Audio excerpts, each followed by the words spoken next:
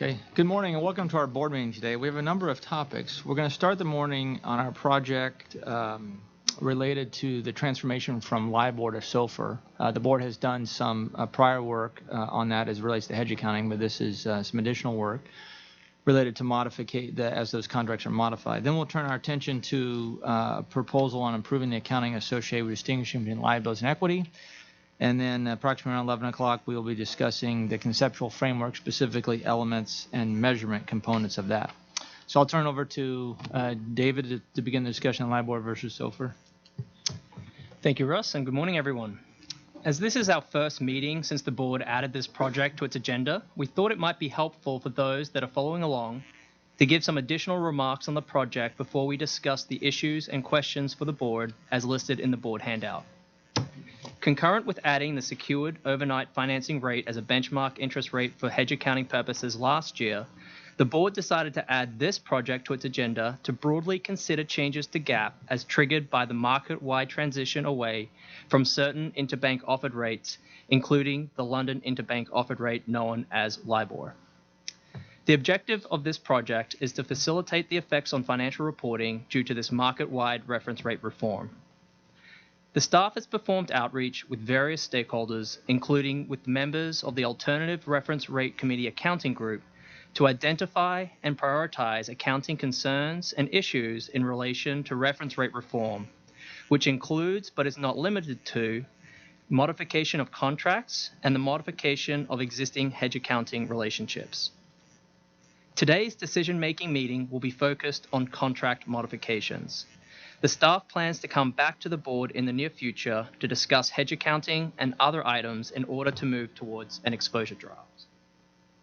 The last item we would like to note before we move to issue 1 in the handout is that the alternatives and related decisions the board will be making are based on the information that we know of today as a result of our research and discussions with various stakeholders on how this market-wide shift may be effectuated. We will continue to monitor for new developments in the marketplace, and we will continue to perform outreach with various stakeholders to ensure we are achieving the overall objectives of the project. So with that, I will turn it over to Julie to tee up questions 1 and 2 that relate to issue 1 in the handout. Thank you, David. Question 1 and 2 relate to issue 1, the scoping criteria for the proposed relief. So I will tee up these 2 questions together. The staff is proposing the criteria as described in the board memo to identify the scope of contract modifications that are affected by reference rate reform. The first criterion is to identifying the permissible reference rates to be replaced, which determines the contracts that would be in the scope. The second criterion is identifying the permissible critical term changes to those contracts. Beginning with the first criterion, Alternative A is a prescriptive approach that allows only contracts that reference a rate identified by the board. Alternative B is a principles-based approach that will be supplemented with example of how certain interest rates already met the principle, such as LIBORs. The second criterion, which is the focus of question 2, considers what modifications can be made to contract to qualify for relief. Alternative A would allow only changes that are essential to the replacement of an interest rate. Alternative B would allow changes that either essential or related to the replacement of the interest rate and provide examples of eligible and ineligible changes. The second criterion focuses on critical terms that affect cash flows. Changes to terms that are not critical, that do not affect cash flows, for example, covenants or legal terms, would be allowed under either alternative. Outreach participants commented that although examples of eligible and ineligible changes would make this criterion more operable, a prescriptive list-only approach may not capture all changes affected by reference reform in a timely manner. Principles such as essential or related are necessary because of uncertainty around reference rate reform before entities begin modifying those uncertainties will not be resolved before entities begin modifying their contracts, which is expected to be early next year. Outreach participants also commented that the term essential may be too restrictive and may not accommodate all changes that could result from reference rate reform. Based on the feedback received, the staff developed alternative B, which is principles-based approach, supplemented by example of terms that are clearly permitted and not permitted. Questions for the board. Question 1, what contracts does the board think should be qualified for relief? Question 2, what changes to critical terms does the board think should be permitted to be modified? With that, I'll turn it over to board to discuss question 1 and 2. Thanks, Julie. I know we've all been briefed in small group meetings. Perhaps are there any questions about the perspective of the views before we get into our views? Al? One quick question. I'm still a little bit intrigued by those who suggested a prescribed list. And just going back to the memo, the board memo, you said that this criterion was more operable. If you look at a list, is it on the list or not? I get that part. But you also said it could be allow relief to be applied immediately. And I wasn't quite clear on what they meant by immediately and how would this allow more immediate application versus the principle-based approach. So the principle we discussed in the memo is a reference rate that is discontinued or anticipated discontinues would be qualified. So there was question around interpretation of what is anticipated discontinuance and discontinuance. There could be public announcement, but there are some other triggers that cause the fallbacks to be in effect. So instead of going through all those evaluation, maybe prescriptive list of, let's say, LIBOR would be qualified or other LIBOR, then eliminate the cost of evaluating criteria. And it's that evaluation that could take more time. So the list, I know I can do that immediately. And Okay. sometimes some rates may not have public announcement. We are not sure what would be the triggers at this point. We know LIBOR or certain key IBOR rates, there are discussion of triggers, but there are other rates outside of key IBORs. So a principle would just create some questions. Okay. Thank you. Jim? One of the other issues that I've heard, and I think the staff brought this up, I think we can deal with it in B, but so I don't agree with this perspective, but I've heard it, is what happens if you anticipate that the rate will continue, but it's a so-called zombie rate. And so does that meet the principle? Because we say continued or anticipated to be discontinued, but some people think it may continue, but in a fundamentally different form. I think we can deal with that in B that says, a fundamental redo of the rate such that it's not substantively the same rate should be viewed as a discontinuance. I agree. I'm just intrigued by, we seem to have debated this issue with prescriptive list versus principle over and over again. And I'm always interested in the other side, but I basically agree with the staff recommendation of principle. Christine? So far be it for me to be the one arguing for prescriptive lists, but in my mind, this situation is a little bit different than the environment in which we're normally setting standards and why we're setting standards. So first of all, it's a very unique situation, the entire marketplace trying to transition from a reference rate to a new set of reference rates. We know that this is not going to be a long-lived situation where if we do create a list that we're going to have to maintain it for all time. It's going to be a situation where there is going to be a sunset happen. And it's an environment in which there is going to be incredible disruption to the capital markets potentially. And that's what we're all working to try to mitigate as much as possible.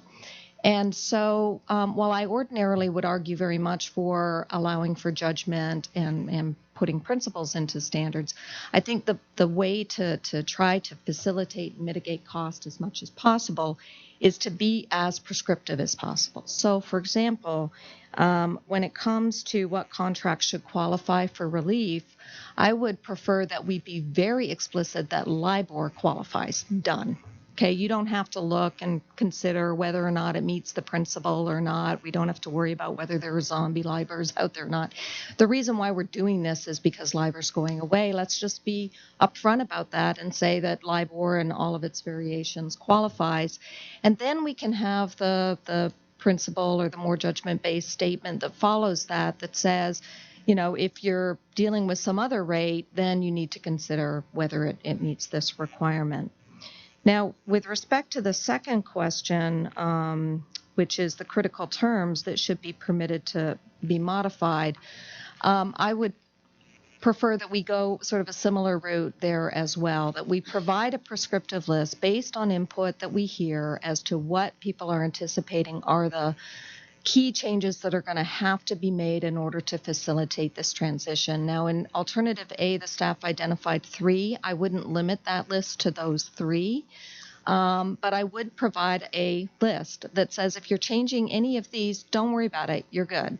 Okay, and I know we're going to provide examples, so we're going to have to gather that information anyway. It's just rather than provide them as examples, I would just provide them as explicit guidance. Then the question becomes, do we want to provide an open-ended, sort of more judgment-based statement after that in order to capture the remaining 20% that we might not know about that might fall through the cracks? And for that, I'm sort of on the fence at this point because I'm very concerned that using a term related is going to be very open to interpretation. So the staff used the example of adding a cap and a floor, interest rate swap. Is it a swap? Or it could be within a loan. You can Okay. have a cap or a floor on just a regular loan. Okay. And the argument that why that would be added is because of concern over volatility in this sort of unknown rate that we're moving to. Well, you could use that same argument for why you want to reset the rates more frequently or why you want to change the maturity date of the rate of the loan and other features that might affect cash flows. So I just don't know how we're going to draw a clean line. So in that one, I struggle more with putting related in there just because I think it's going to impose a lot of cost, a lot more monitoring that's going to have to go on by auditors and by regulators on the positions that companies are taking as to what's related and not related. And I don't know. I think I would like to learn more about whether or not we can actually come up with a relatively complete list of things that would be more prescriptive. So for issue 1, am I hearing right? You're really in the alternative B camp, but rather than supplement an example, you'd say supplement with guidance. Or A. Okay. Yeah, I would start with an explicit statement of LIBOR, and then to capture anything else, it would be the statement. Okay. And then in question 2, I'd say I'm more in alternative A, but with a longer list, and still on the fence about the supplemental statement. Marcia. Yeah, as it relates to question 1, I like the staff suggestion that this be a principle-based guidance. I get concerned about whether we would be able to really monitor all of the rates that are used in all of the contracts and get a complete listing. So recognizing that we want to have, I think we want to help the preparers and the auditors that are going through this transition period. I think that means we want to be somewhat agile and quick with having something that's in final form.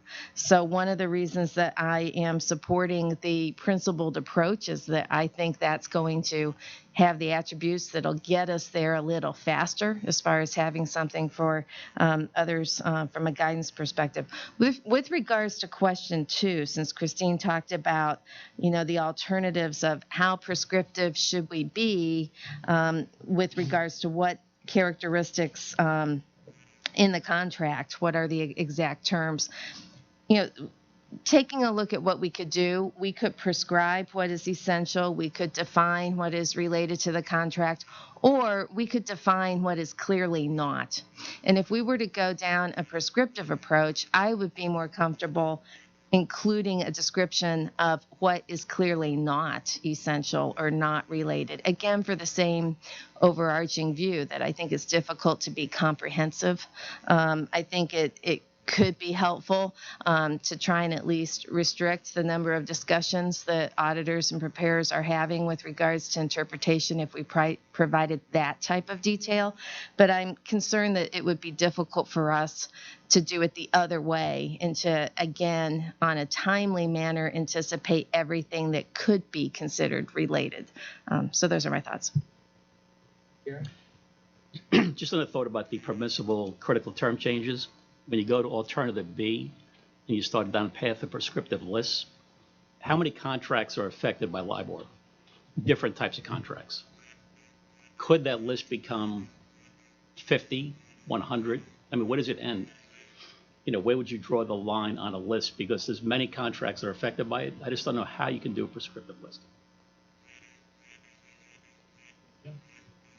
So on the first issue, I'm in alternative B, but I'm fine with Christine's suggestion, which is just say this applies to LIBOR, period. It also applies to anything that meets the list. That way, everyone knows this is about LIBOR. We shouldn't spend 2 seconds having practice wonder whether LIBOR meets the principle.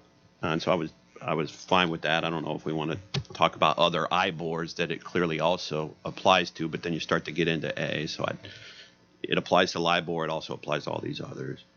On the sorry, go ahead. On the second issue, Gary, I think alternative A is, the prescriptive list. B is if it's related. I think A would just say here's the things that are okay. I'm more in B there as well. I'm fine saying that it's things related. By the way, these things are related. So changing from LIBOR to SOFR itself is related. If you have to reset a strike price so that the rate doesn't change before something hits a certain rate, that seems related. So we could say related includes, but is not. We don't have. I don't want to do the is limited to, because I don't think in the time period, and given Gary's point about the myriads of contracts and different purposes for what LIBOR is used, we're going to find things that are, to me, clearly in the spirit of what we're trying to facilitate that we won't be able to identify. And I get the point about sort of the 80-20 rule as well, but I think that the principle could just cover the 20. Tal? We faced exactly the same thing on credit losses and U.S. Treasuries. Do we need to do a CECL analysis on U.S. Treasuries? And we gave a very specific example, but we laid out the thought process behind it and how the principle was being applied. And I think we could do exactly the same thing, end up in exactly the same place that you're suggesting, is just start with the principle and here's how it applied and do some of the more common ones to get those off the list. Yeah, I think. Or to put them on the list. Right. In your case. I think in part what I'm reacting to is just what we've typically seen in practice is that when we provide the examples, they become a de facto list, right? We're going to be talking about liabilities and equity in our next topic, and we've got a list of 20 examples, and they become the de facto list. And but then you've got then the analogies to that and all of the discussion and debate about how to interpret all your points are fair.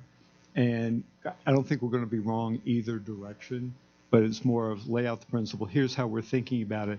And we don't know all the twists and turns in every single instrument. And if we start doing a list, it's going to create a separate set of problems. So right. Yeah, that's a one set of problems or another. Right. Yeah, fair point. So for me on the first issue, I was supportive of developing more of a principle. When I was thinking about this issue, I wasn't necessarily thinking about it in terms of a sunset.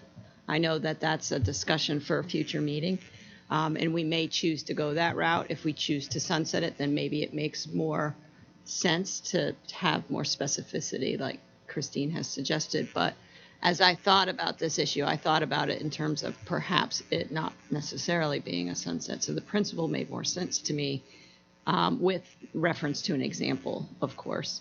In terms of the second issue, I was also supportive of the staff recommendation. I think from my perspective, I have to admittedly keep reminding myself that this is a transition issue. And when I think about how these contracts are going to be negotiated, I want the ability for the other party of the contract to be able to add terms in order to recognize that whatever rate it transitions to, from LIBOR to SOFR or what have you, it may not be a like-for-like result. And so I want some flexibility there. And I think that so developing this essential and related will help with that. It won't necessarily make it a one-sided negotiation, if you will, when contracts are changing. I also I think there was a statement the staff made in paragraph 46 about terms that don't have a cash flow impact are okay. I'm comfortable with that. I think we shouldn't knock somebody out because they added something that really has ultimately no impact. And the other thing that I also keep reminding myself as this is only a transition issue is that, things that change the principle and things that change the term are out. And so I think that helps to capture this as well. So with that, I'm in alternative B. So let me try to call a vote on question 1 and question 2. On question 1, I don't hear any board members promoting alternative A, and I'm gonna eventually call a vote between a B and an alternative to B. So does anybody first choice alternative A? Okay, so I think the debate we're having on question 1 is really, do we want to just have a principle with some examples, or do we want to say the original reason why we took this was to answer, is LIBOR okay? And so we can say LIBOR's okay. There are other IBORs out there around the world that U.S. companies may have contracts that are based on that. And if you have that, here's your principal notion. I'm going to call that B prime. B is as written. Okay? So who supports B prime? So that would be 6. Okay. And yeah, okay. Now on question 2, I think the real debate is the or related. And do you want to expand it to or related? And then we can talk about how to describe that expansion versus essential. And this is, of course, all articulated in our board memo paragraphs 47 and 48. So let's first talk about who wants to narrow this to just the essential versus essential and related. And then once we decide what we want to do, then we can describe best how to describe what we've decided we want to do. Fair enough? So who supports alternative A, which would be just essential? Okay. I guess I misjudged that. Okay, so alternative B, the essential or related. Yeah. My alternative B would be essential or related to, but no prescriptive list. Well, okay, we'll get to how we're going to describe in a second. So we want the parameters to be more than essential and related. So now the question will be, how do we want to describe related? So we can describe related in a few manners where we do a principle, provide examples, or we can do a prescriptive list. We have in the past, and this was something we did in describing variable interest entities, where we talked about the example was written as a thought process one would go through. We could try that. So Gary wants just a broad-based principle. Part sentence, allow critical term changes that are essential or related to the replacement of interest rate. Period. I think people will then ask, what does related mean? But I think the issue becomes, how do you define that with examples? Where does the list end? Right.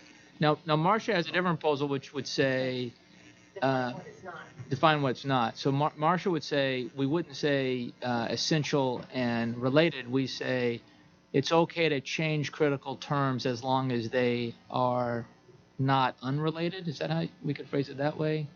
It seems. Or we could use the terminology essential and related, and then we could indicate the following are items that would not be considered related.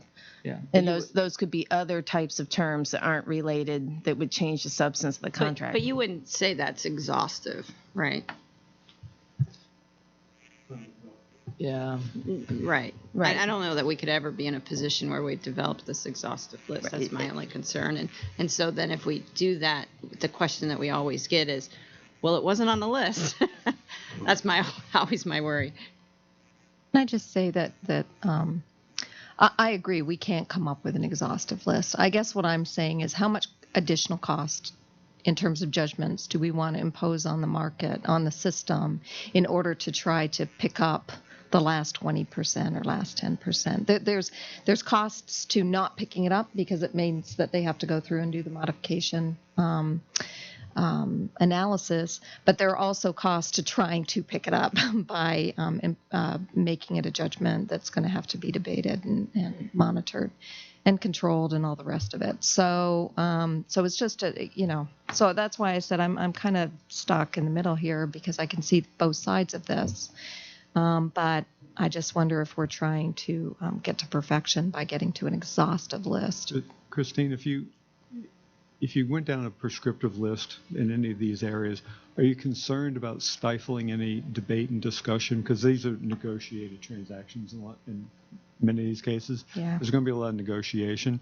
Are you concerned about stifling any of that discussion and debate? Well, I'm trying to stick with, so what's sort of driving me is the guiding principle that the modified contract should be viewed in substance as a continuation of the existing contracts. So when we've talked to constituents so far, they've identified sort of 5 things. Now, I'm sure that other things will come forward through the process, but sort of 5 things that have come to mind that they feel they would have to have the flexibility in order to be able to change.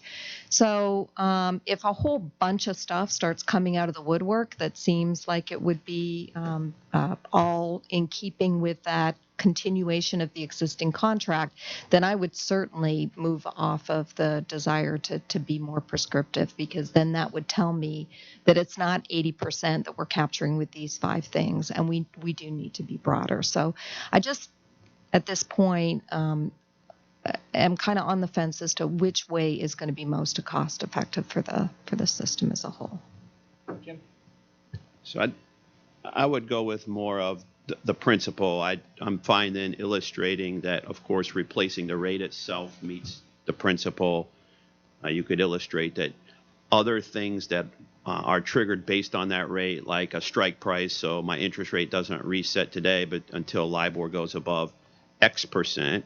Well, if that reference is no longer applicable because SOFR starts at a different point, that seems, it might not be essential. The contract would still operate, but it seems pretty related. And so I think we could illustrate, here are some things that are, it's a non-exhaustive list of things that are related. I think that gives practice all of the tools. And then I think we're going to end up, if that list isn't long enough, we're going to have the same tension either way. That is, they're going to try, if it's not on the list, we're imposing costs on the system by having to, one, ask the question of why not, and then do the full analysis. And if it's not in our list of examples, they may actually be able to say, hey, this one is clearly related. But even if they have to have that debate, it's the same debate or the same work they're going to have if it wasn't on the list. And so I'd rather give practice a little more flexibility, because I don't think I'm smart enough at this point. I don't know enough about all of the potential changes to say we would have a reasonable capture of what all of the things that exist in contracts that might be related are. Now, we may... And it's not that I don't have comfort saying we ought to allow that. It's just I don't know enough about the millions of contracts out there. We may learn more in the exposure draft that there's none of these things and we shouldn't worry about it. Okay, so let's see where we are. We have the staff's recommendation, which is alternative B. All of the board members want to allow for the essential or related. Nobody wants to just be essential. Nobody wants to include unrelated. embedded in your recommendation is a principle with some examples. Let's see if we have a majority for B. And I think we're just talking about how to describe the conclusion, recognizing that we'll get feedback from external review and probably multiple drafts with the board members. But who supports the alternative B as written by the staff? So that's 4 or 5. And your objection is you wouldn't want as many examples as they're coming up with? Okay. And you're similar to that too, right? You don't want examples? Well, I just would prefer a list. But let me say, put me down as a vote for this one because if we'll put a question in to just say, can you identify for us the types of changes, and we can gather information on that, then that'll give us the chance to gather the information. Because I agree with Jim. I don't think I know enough right now, one way or another, to say I know what's the best path. I agree with Christine's point. Okay. I think, and Jim's point, we don't know enough right now to fully understand this issue. Regarding how detailed examples would be applied. Yes. Right, and whether we can cut it off with a list or whether we need an additional statement. Yeah, and I want capture to more. Okay. just be clear. I think I know enough to do standard setting. I don't know all of the permutations to know which is best, a list versus not. Okay. Okay. Let's go on to question 3. We agree with your recommendation. Yeah. And we can talk about perhaps ways to get more feedback on this issue. I think it's maybe not only feedback of the types of things that may be included, but it's feedback on the principle. Yeah. Because I don't want to get so mucked in down in the muck about these things that are. I really want to get feedback on the principle. Okay. Looks like it's. James, what? Question 3 and question 4 relate to issue 2 in the handout, so I'll tee these questions up together. Issue 2 relates to the proposed relief guidance for loan or debt modifications, lease modifications, embedded derivative reassessments, and other topics that may be impacted by contract modifications as a result of reference rate reform. For contract modifications that are within the scope of the loan or debt topics, if the contract modifications meet the scope for relief, then the contract modifications would be accounted for as a continuation of the contract under those topics, and no further assessment would be required.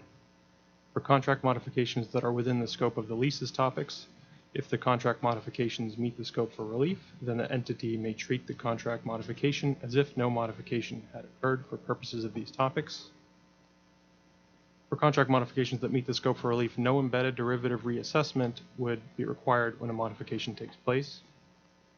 And for contract modifications that may need to be considered under other topics in GAAP, a broader principle could be established whereby a contract modification that meets the scope criteria would be considered as a continuation of the existing contract for purposes of the relevant topic. So the questions for the board are, for issue 2, question 3, does the board want to provide relief from the following?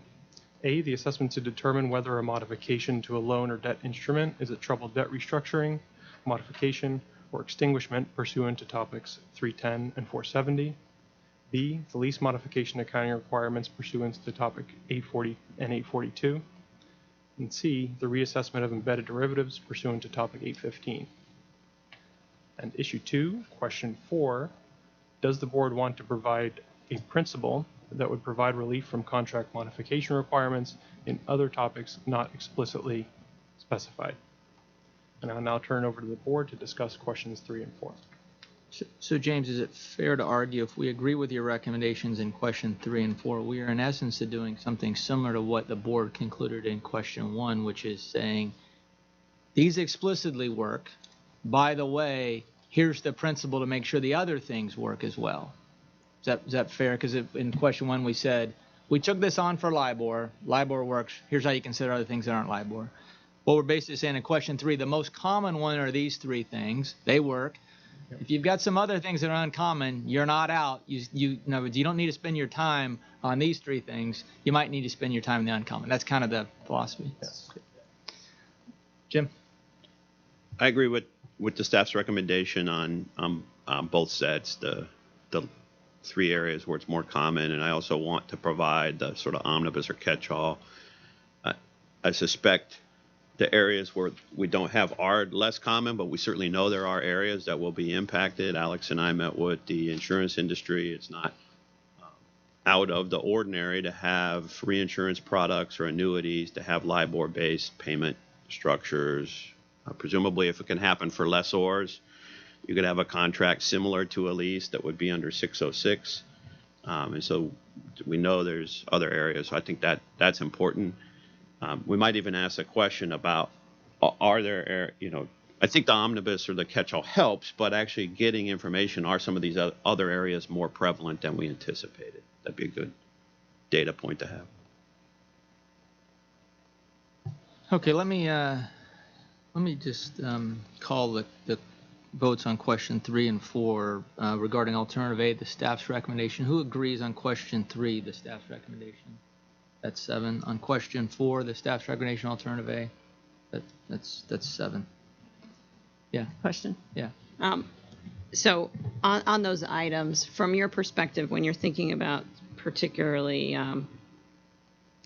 modifications to loans and modifications to leases, well, probably loans more so than leases, you wouldn't anticipate that there would be new underwriting as a result of, if we're thinking about the premise of this is that it's the continuation of an existing arrangement, there wouldn't be necessarily an expectation of new underwriting. That's right. I think that would be captured by the scoping criteria that we talked about in issue 1. So if we've articulated that correctly and as intended, that would be part of the intent is those new loans that are essentially like a new underwriting wouldn't be in the scope for reference rate reform. Okay. You want to go on to issue 3? Question 5 relates to issue 3 in the board handout. Now that the board has decided to provide the proposed contract modification relief discussed, the board must also decide whether the application of the relief is optional or mandatory. Alternative A provides an entity with the option to apply the relief on a topic-by-topic basis. Alternative B requires an entity to apply all the proposed contract modification relief. The question for the board is, does the board think there should be an option to apply relief on a topic-by-topic basis? I will now turn it over to the board to discuss question 5. So just so I understand, the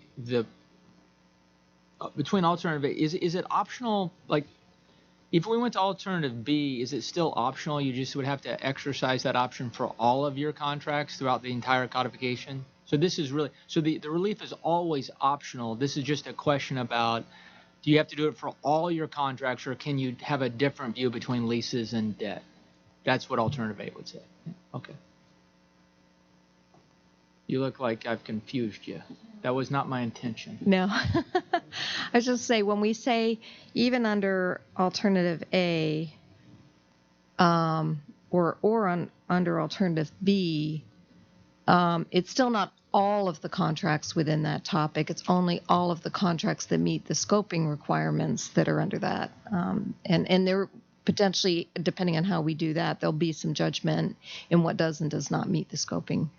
Yes, and so just to clarify what that would mean is you would first have to start off with to see, does the modification meet the scoping criteria we just talked about? Right. And if so, then you're now in this relief topic. Mm-hmm. If you don't meet the criteria, you're now reverting back to regular GAAP. Right. So by requiring it, you would be forcing everybody to first start off with the scoping criteria that we talked about, as opposed to an ability to elect, if they don't want to apply the relief and just use regular GAAP, they can start there for that topic. Okay.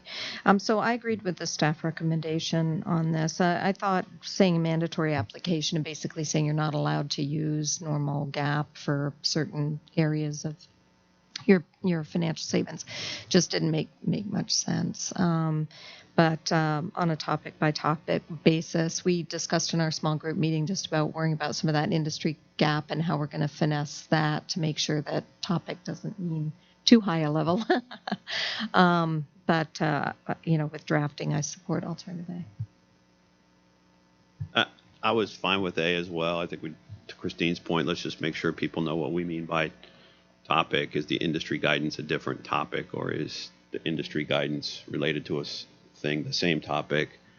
And some of that we can just handle we can handle in the basis. I think we also ought to just be honest to say, look, in some cases, that dividing line is driven by decisions on where we put things. Like lessee and lessor is the same topic, but rev rec and purchaser are different topics. So if you're a lessee, lessor, if you do it for lessee, it's in the same topic as, and I don't know how to fix that. Those are just decisions about how we organize topics that are somewhat random. Yeah, I agree with Jim on that. We just have to be careful the way we write. But otherwise, we're going to get a myriad of questions of what does a topic mean? Jim, not random, just flexible, okay? Okay, the staff's recommending alternative A, which that this would be optional on a topic-by-topic basis. Who agrees with that? Even after Croker's ringing endorsement of that. Okay, what's next in this project? Yeah, so in future meetings, the staff will present for the board's consideration the staff's analysis and recommendations for hedge accounting relief and other items so that we can move towards an exposure draft. So we're planning to come back to the board in the near future to cover those additional topics. So one idea I had about the question 2, perhaps we could begin drafting the components of questions 1 and question 2, share it with the group that you would be asking for external review and get their feedback. And I would encourage the staff to consult with members of the board as you do that, and perhaps, if necessary, engage in a discussion between the members of the board and the external review to make sure that we're all comfortable about that language. But I wouldn't wait until we have the exposure draft, since that seems to be the tricky point here on the drafting. That'd be okay for you guys? Yeah. Ask a question. Yeah. So are we also planning to talk about the disclosures at the next meeting? And are we going to talk about the sunset provision too? Okay. And just one other question. Well, I know that, certainly in some of the meetings that I've participated in the banking space, there's certainly been this view expressed from, on a global basis, the importance of this issue and the importance of us working with the ISB staff as they have a project as well. Can you just talk a little bit about how you've been working with them so that they're in sync with what we've been doing, as well as maybe what we're planning to cover at the meeting in July with the ISB? Yeah, sure, absolutely. So maybe the first point to note, as you just mentioned, Sue, that the IASB has the same or similar project on their agenda, but just to highlight, this is not a joint project, meaning that we're currently working on these as separate projects, meaning that any decisions made by the board here is not beholding the ISB board, and similarly, any decisions the ISB board is not beholding the FASB. But that being said, given that it's very similar types of issues and similar stakeholders that are being impacted by these, we've certainly been talking with the ISB staff. And so in terms of the inventory of issues, accounting issues, we get some comfort to know that we're working off a very similar list or the same list. The other just point to highlight is while it might be the same issues, given that you have a different starting point with US GAAP versus IFRS, the potential solutions may need to be different, but at least we're all comparing notes and working, knowing at least what the issues that we need to work through. So this, as you mentioned, is going to be on the agenda for the joint meeting that's scheduled for, I believe, late July.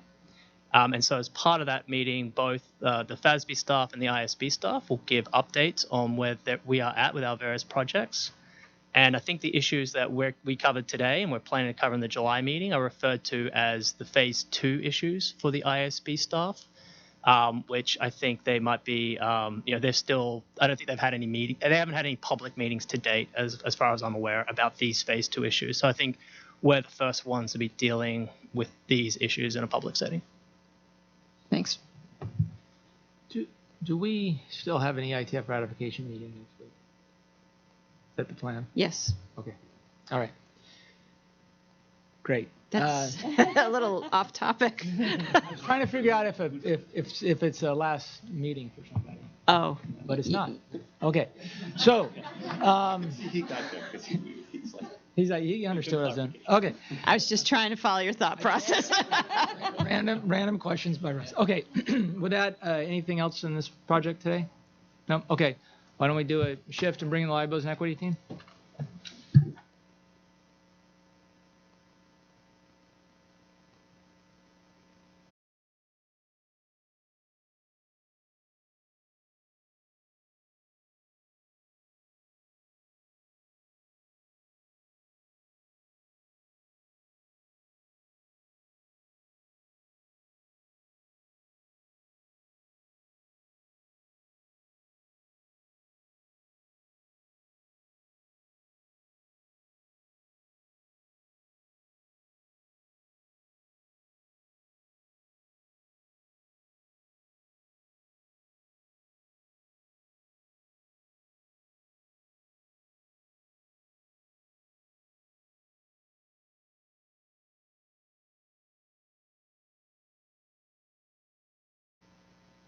Okay, now we're going to turn our attention to a project on distinguishing liabilities from equity, including convertible debt. So I'll turn over to Rachel.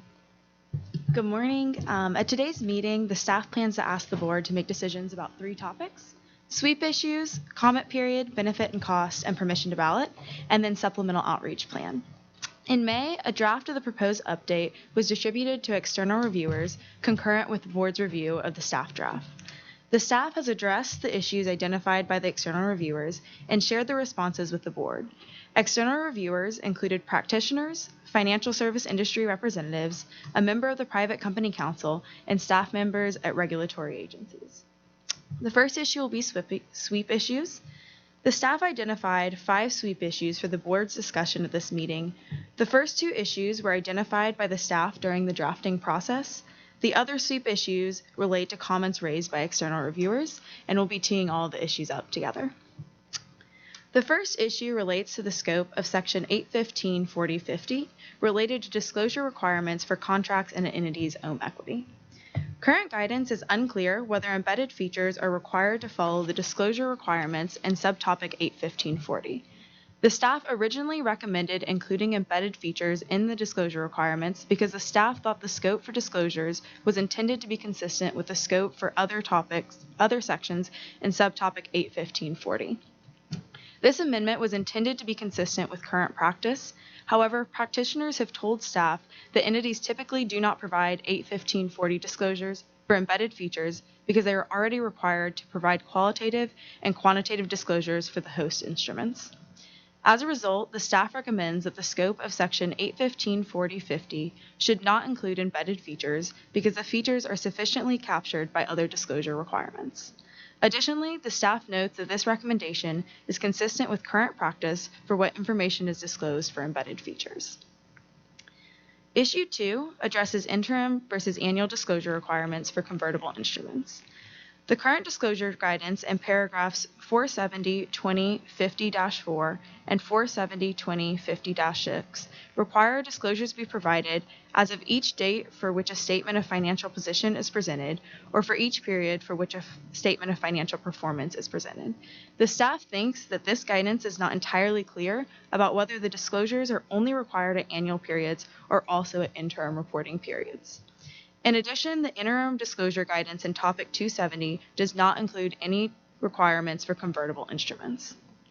According to the disclosure framework, the staff has identified 2 disclosure areas: disclosure for accounting impact and disclosure about significant events and changes in circumstances, which require consideration for reporting frequency.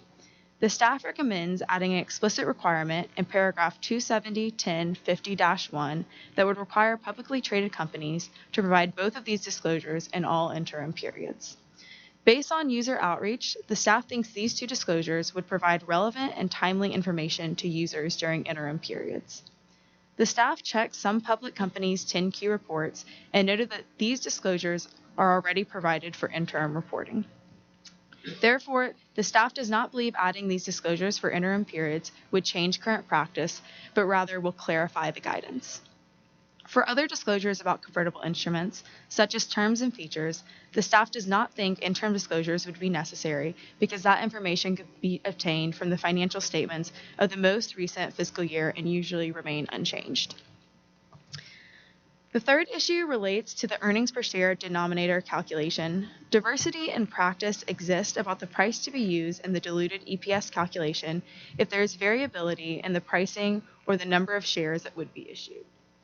The issue relates to the application of both the treasury stock and the if converted methods of calculating diluted EPS.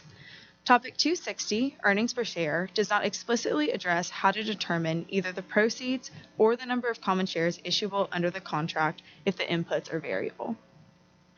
As a result, practice has interpreted that there is an accounting policy election about which price is used for the diluted EPS calculation denominator for instruments that have variability. The staff recommends that the board resolve the diversity about the price to be used in the diluted EPS calculation by using the average price. The staff thinks that this approach is most consistent with the application of the treasury stock method and also provides the most consistent information for the if converted method because it would be less volatile than using a share price at a point in time. Issue 4. Issue 4 is a technical correction for debt with detachable warrants. The current guidance in paragraph 470.20.25-2 requires that the proceeds from the sale of a debt instrument with detachable warrants be allocated between the debt instrument and the warrants based on the relative fair value allocation method. The portion of the proceeds allocated to the warrants are accounted for as paid-in capital. At the April 3, 2019 board meeting, the board decided to amend the paragraph by clarifying that topics 480 and 815 should also be considered for the classification of the warrants. However, some external reviewers were concerned that the proposed amendment would indicate that the relative fair value allocation method should always be applied no matter if the warrants are classified as equity under subtopic 470-20 or as a liability under 480.10 or 815.15. Therefore, this proposed amendment could cause a potential change in practice. The staff observes that the intent of the amendment was to resolve conflicts between subtopic 470-20 and other topics related to the classification of the warrants. It's not intended to amend the proceeds allocation method in paragraph 470.20.25-2 that would require further research and analysis on the accounting for debt with attachable warrants that is beyond the scope of this project. To resolve potential confusion raised by the external reviewers, the staff recommends removing the proposed amendment to paragraph 470.20.25-2. Issue 5. Issue 5 has two issues related to the derivatives scope exception settlement guidance. The first issue, issue 5A, is likelihood of net cash settlement. Under the existing guidance in section 815.40.25, a contract provision that requires cash settlement upon contingent events will preclude equity classification. The board decided at the February 3, 2019 meeting to remove the requirement for an entity to evaluate those provisions that are remote of occurring.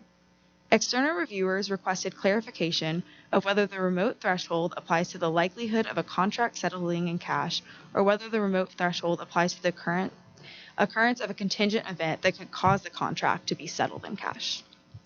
The staff wants to confirm our understanding of the board's prior decision. The staff thinks that it is clear from the board's previous decision that the remote threshold should be applied to the likelihood of contingent events occurring, not the likelihood of net cash settlement. The staff recommends updating proposed amendments to appropriately reflect the board's intent and provide further clarification in the basis for conclusions, unless the board decides to make any changes to this prior decision. The second issue, issue 5B, is related to penalty payments. Paragraph 815.40.25-10D precludes equity classification if there are required cash payments if an entity fails to file timely with the SEC. External reviewers asked for clarification whether penalty payments preclude equity classification because a penalty payment would not be considered settlement of a contract. That is, reviewers said that it is unclear whether the condition is referring to 1, a cash payment required to settle the contract because of the untimely filing, or 2, cash penalty payments because of the untimely, or some combination of both 1 and 2. Those reviewers observed that there is diversity in current practice about whether a penalty payment constitutes the cash payment that is contemplated in paragraph 815-40-25-10D, and therefore whether the requirement to pay a penalty would preclude equity classification if the payment has a likelihood of occurring that is more than remote under the proposed amendments. The staff understands that many stakeholders have interpreted the guidance in a way that penalty payments do not preclude equity classification because they do not result in settlement of a contract. The staff thinks that this interpretation is reasonable and consistent with the intent of the settlement guidance and the board's decision. The staff recommends that the board clarify that penalty payments do not preclude equity classification. The staff would also like to address private company considerations. The staff thinks that the board's tentative decisions reached to date are an improvement to financial reporting and will result in cost savings for both private and public companies. Additionally, the staff notes that private companies are more likely to realize cost savings from the amendments in the proposed update as compared with public companies because the types of instruments affected by the proposed amendments are privately issued by private companies and small public companies. Accordingly, the staff has not proposed any private company alternatives in this project.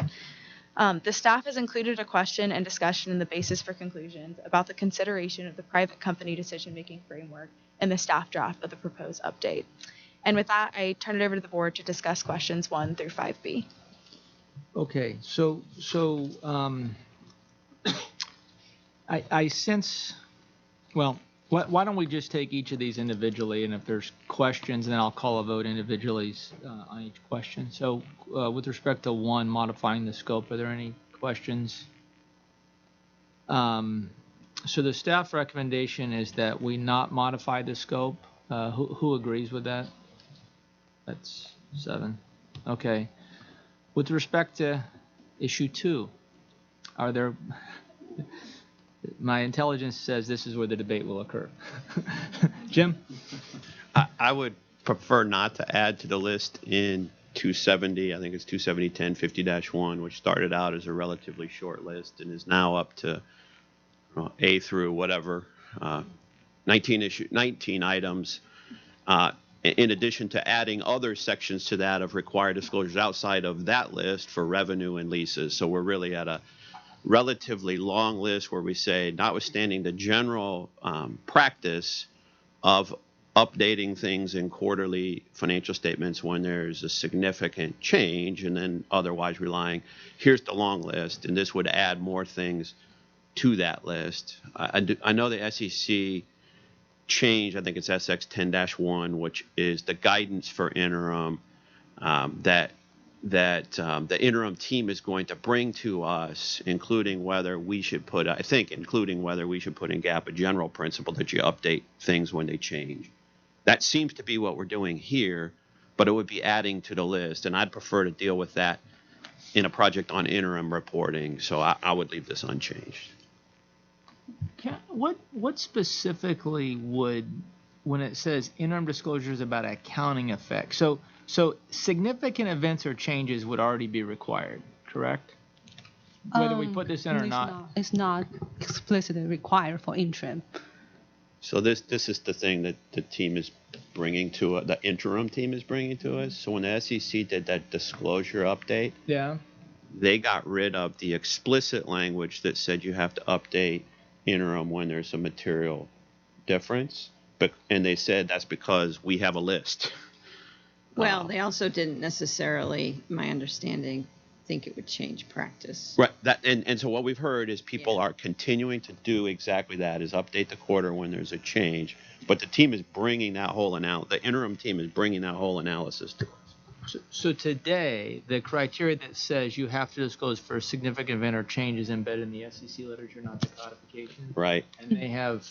And there was amendments that it's still partially there. The explicit sentence, I think, is what went away. It still talks about things you do have to update for, but there was some explicit guidance, and the team bringing a whole analysis. I just got up to speed over the last day on this, and the teams are bringing a whole analysis to us, Jim, on that for interim reporting. Jim, all you're saying is instead of doing a piecemeal here, continuing to do it piecemeal, let's do it in one collective. That's what I would do. Right. Well, I think part of the question too is, are you, it's not only just the disclosure itself, but it's sort of where you locate it. And so if we think that it's only an update to this annual disclosure when there's significant changes or what have you, then, to me, relying on a principle in 270 is fine. And I don't think we need any explicit disclosures on an interim basis. And if we did think that we needed disclosures specific, that we just wanted every quarter, then I think it should be in the topic where we're discussing this issue. I personally don't think that. I think that the list that the staff provided to me is when there's a change, update it. So to me, there's sort of like two issues there. There's one is like where, and the other's when. Mm-hmm. Because I think 270 right now is a hodgepodge.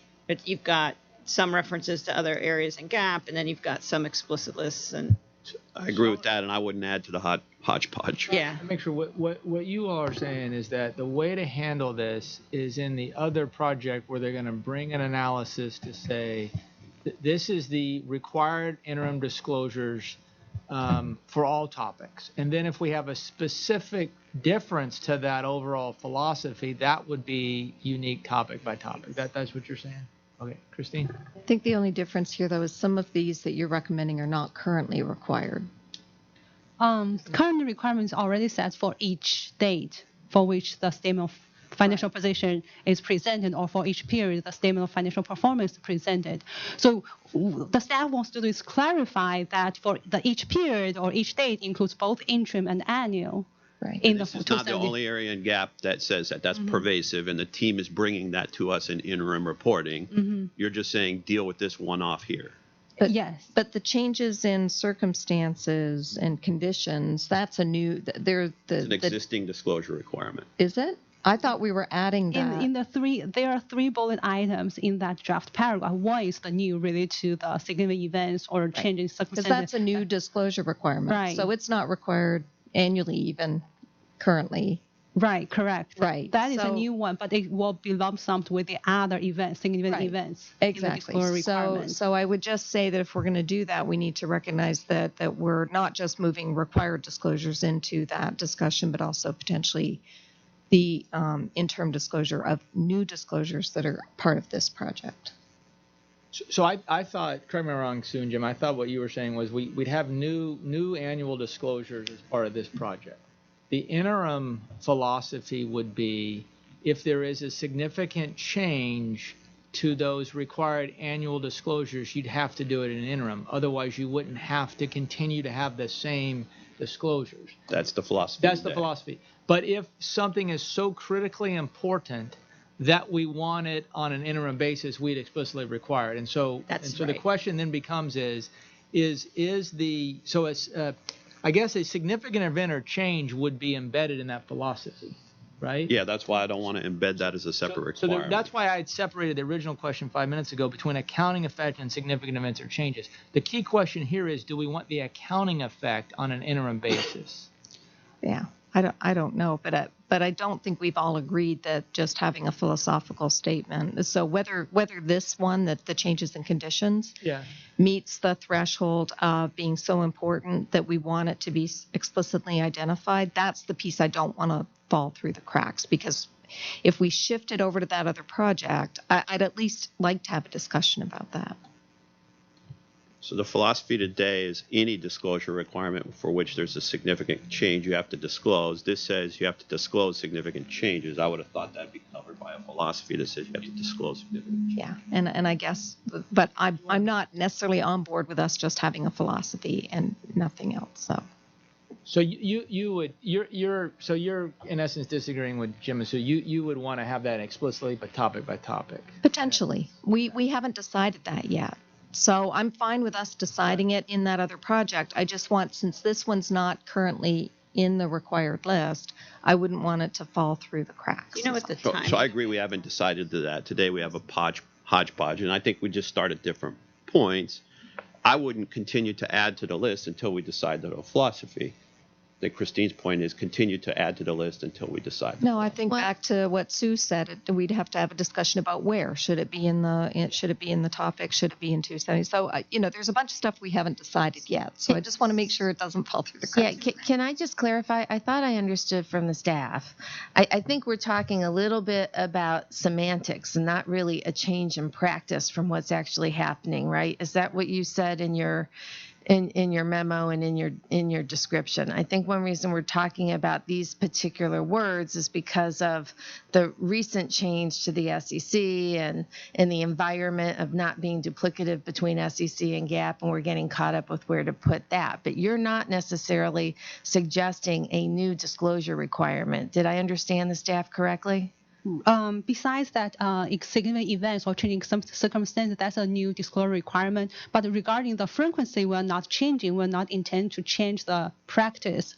But I thought the significant change in events was kind of the overarching that was always understood as part of the SEC requirement. So in essence, that's been practiced today for people to talk about significant change in events. Didn't I hear you say that? Because when you say the SEC philosophy is too general, in the 417-20 will be more specific, like if you have any significant events or changing some circumstances that will change your assessment of your conversion or some modification in the following reporting period. So, in a different way, you did research based on existing 10Ks. If we agree with your recommendation or disagree with the recommendation, what explicitly is different in companies' 10Qs than today? My personally do not expect any changes because the company already disclosed the information, accounting impact, such as the net carrying amount or the interest expense based on the interim basis. We just think the current codification isn't clear. And I think, like Lucy said, we've seen that they're disclosing it quarterly. We just looked at a sample, so we can't say that everyone is. So we were just trying to clarify for the existing requirements that are provided quarterly, those should be provided quarterly. But granted, the one on significant changes was a new disclosure that was added at a prior board meeting. So we just want to clarify all of it. And we think the current drafting is clear, so you could decide it's just annual or it's annual and interim, but we want to just make sure we write down what we mean. Right. Jim? So that unclarity is not at all unique to this topic, right? Mm-hmm. And that's what the interim team is bringing to us holistically in an analysis in the upcoming weeks. So I wouldn't want to, we could vote here that seems to preempt the discussion at interim, because then we would say we've already answered that without, to me, the full analysis. I come from maybe a spot that says have a shorter list and rely on the principle. I also think that's consistent, but I think the team is going to look at the feedback the SEC got on interim reporting, which much of was don't get rid of interim reporting, but SEC worked with the FASB to reduce the prescriptive number of disclosures. I'm not saying we have to head that way, but this seemed to preempt that discussion to say, no, add to that list while we're debating the broader issue. Yeah, and I think from our perspective, we're concerned about going out with the exposure draft and it not being clear. Like, we're not clear when we read the words what it means, and to go out with an exposure draft that says we've added some new requirements and we've also kind of condensed and clarified the existing, and to have a lead in that is kind of ambiguous. I understand the point that it preempts the other project, but I just have concerns about going out with an exposure draft where it's not clear what we're requiring, if it's interim or annual. Or but I think clarify, say it's interim or annual, or it's annual. We can do that. I mean, I think that's the end thing of the. That's all we're looking for here. But I think I heard the staff say in the discussion that we're not necessarily proposing a change in disclosures from what is actually happening in practice today. So if we go with the words as they're currently drafted without modifying them, and if we ask a question in the exposure draft, do you believe these words would change practice? Would that inform us as to how to handle this? Yeah, interesting. So when you did your analysis of 10Qs, did you see companies providing the terms of the debt in their quarterly reports as well? Yes, they generally Okay. do. So that's what I thought was the issue that the staff was trying to address, was that there may be companies out there that read these words to think you have to provide the whole package of disclosures on a quarterly basis because the words are unclear. And what the staff was trying to do was say, here's the things that you have to provide annually, and it's only these few things that you're going to be required to provide on an interim basis, and you use the disclosure chapter in the conceptual framework to try to identify what the handful of things were that should be required on an interim basis. Now, whether that goes in 270 or 470 or wherever it goes, I think is open debate. But I thought that's what you were trying to do, was just to clarify so that people aren't thinking that they have to give the whole package of disclosures every quarter. But I'm fine with leaving it as is. Okay, so I'm gonna make sure I understand where we're. So, Jim, you're okay with significant events or changes being disclosed, and you would argue that that's already required. And I would not add it to a list. Right. Okay. But it will stay in the 470-20. It's just not add to the list in 270-10. Well, hold on. I'm just trying to see what the. I sense the tension point is whether or not you make it That's the explicit tension or point. not, right? Okay, but what about accounting effect? Is accounting effect required to? I mean, in other words, if the accounting effect is just the interest expense from the coupon, I don't think you have to do that on an interim basis, do you? The company does, and it's in the existing wording. Companies do and some companies don't. They see companies that do, and they can't observe the ones that don't. And the interim team is bringing that issue to us. But that would be the incremental. If we agreed with your recommendation, that would be the incremental thing that we're requiring by agreeing. Is that right? That's not required today. It's not explicitly required today, Not right? clear if it's Right. required or not. Yeah. So Companies, the interim team says in their mind it is clear it's not required. I talked to the interim team yesterday. They said it is clear that when we say that it is not, but our staff does not agree, and the interim team is bringing that issue to us. it's just a different interpretation of what each period or each date represent. It's just annual date or like every like quarterly end date. I think there's a staff has a different opinion. Staff does not agree with those words. Yeah, so we figured maybe public also has some like confusion. That's why. And those words are used throughout the code. But why would we want what would be the benefit of requiring the accounting effect to be disclosed for convertible debt on an interim basis, but not other things on an interim basis? So interest expense is not a big deal. You can now require to disclose on a quarterly basis. But for the fair value of the convertible debt, I think that would be helpful for the user to have the fair value amount for each quarter. And also 825-10 already require the financial instruments to be disclosed and measured at amortized cost to be disclosed at fair value each quarter. So it's basically aligned with the requirement of 825-10. That's an interim requirement too? Yes, this explicitly in 270-10 and also explicit in 825. But that's not an accounting effect, right? An accounting effect would be the actual expense. Yes. Right. We just call this as accounting because it's kind of tied to the balance sheet and income statement, even though it's not measured at fair value, but it's kind of like a parallel number to the carrying amount. And even that, I wouldn't want to, and I would rather deal with that and figure out our interim philosophy before adding to. I think I probably beat that horse enough. But I wouldn't even add a requirement to disclose the fair value of debt quarterly if the fair value hadn't changed significantly. And it's maybe much less likely that debt fair values change quarterly than, say, a whole portfolio of investments, because if interest rates change and your credit quality doesn't change, why do we need to redisclose fair value? But that's an interim philosophical issue that I think we're going to struggle with. Okay. Well, go ahead, Mark.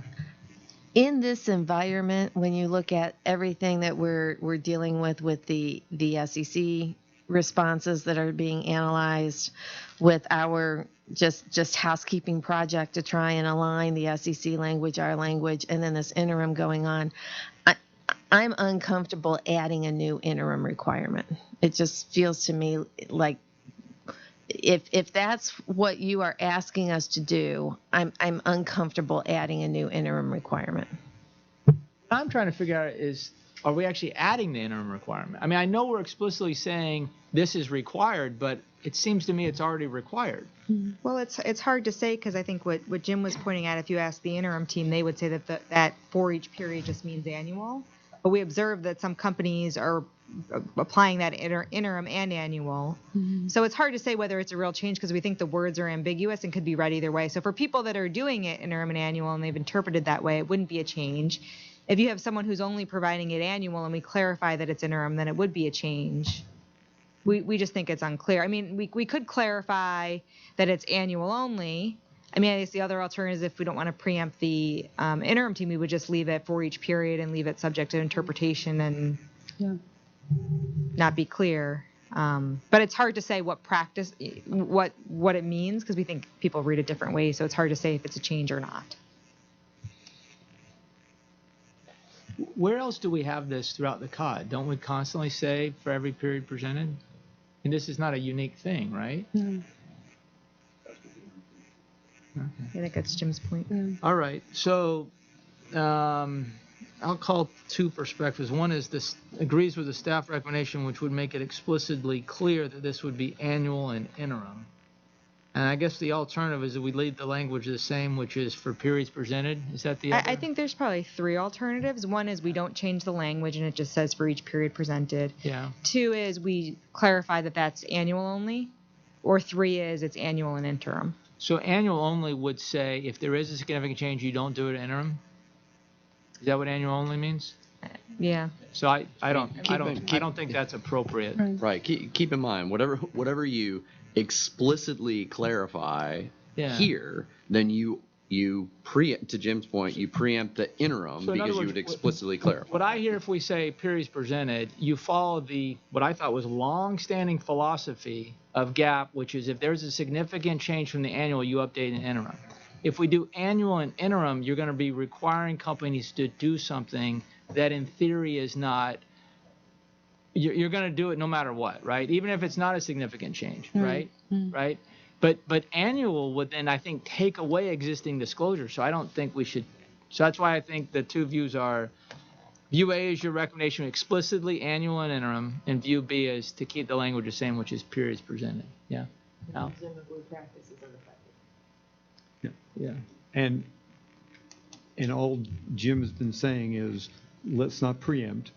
And we're not preempting, we don't want to preempt because that is coming in a relatively short order. If we were talking about this, frankly, next year or the year beyond that, I wouldn't be supportive. I'd be saying, let's deal with the issue here. And then whenever that interim team gets to it. But because of its short nature, I'm quite comfortable deferring that to the interim team's discussion. Nick was, I don't know that he's finalized the date, but he was thinking in the next 4 to 6 weeks bringing that. Well, Jim, I'm holding you to that. Okay, I'm writing. Yeah, Hold Nick.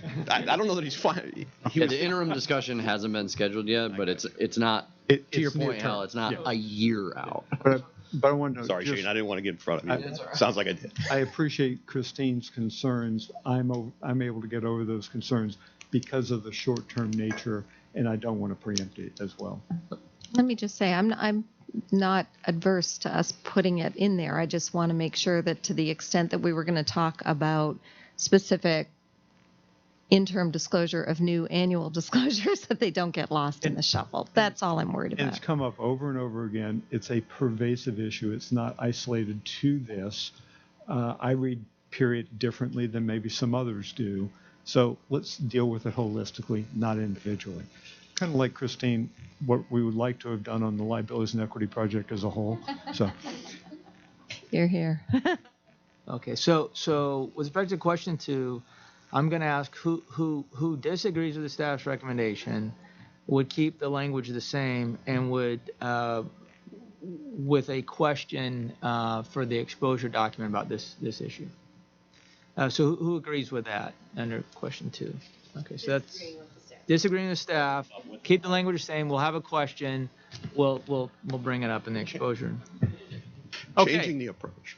So my intelligence was right. Question 2 is going to be the. Well, I've got to see. Okay. All right.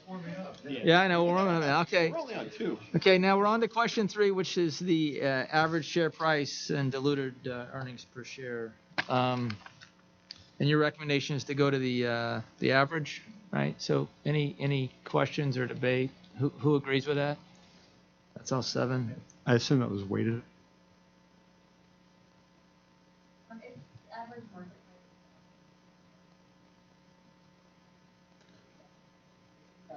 don't think it's weighted. No. I don't think it's weighted. I don't know that it's I don't know weighted prescriptive. relevant. I don't even know that it's prescriptive how you do an average. I don't recall, but I don't think you have to do a daily average. There's different. Yeah. I mean, there's some market conventions on how to compute that average. So, okay.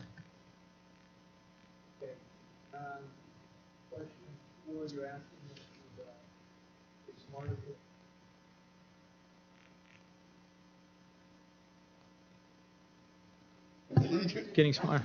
You kind of preempted a different answer. Sorry.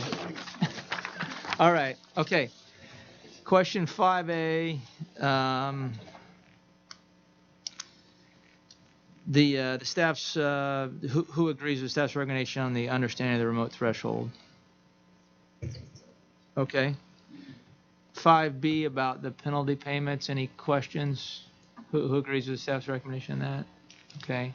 The staff also has articulated something that wasn't in the handout, but I think it's an important point. They through their analysis and consultation with the PCC, don't believe at this point there needs to be any additional practical expedience for private companies. Any disagreement with that? No. Okay. All right. Great. Now we'll move on to questions 6 through 10. The staff performed an analysis. Sorry. Wait. Go ahead. Before we get to question 6. Yeah. There was a section in the memorandum on the feedback about analogies to superseded guidance. And my only question there is, or my only observation there before you get to question 6 is, it might be useful to ask a question about this, just so that we can get some explicit feedback. My only concern is if we take out, I'm not concerned with superseding the guidance at all, but it's useful to know what holes, if any, we have as a result of taking that out and if we need to react to it. So my suggestion on that was just to ask a question. Okay.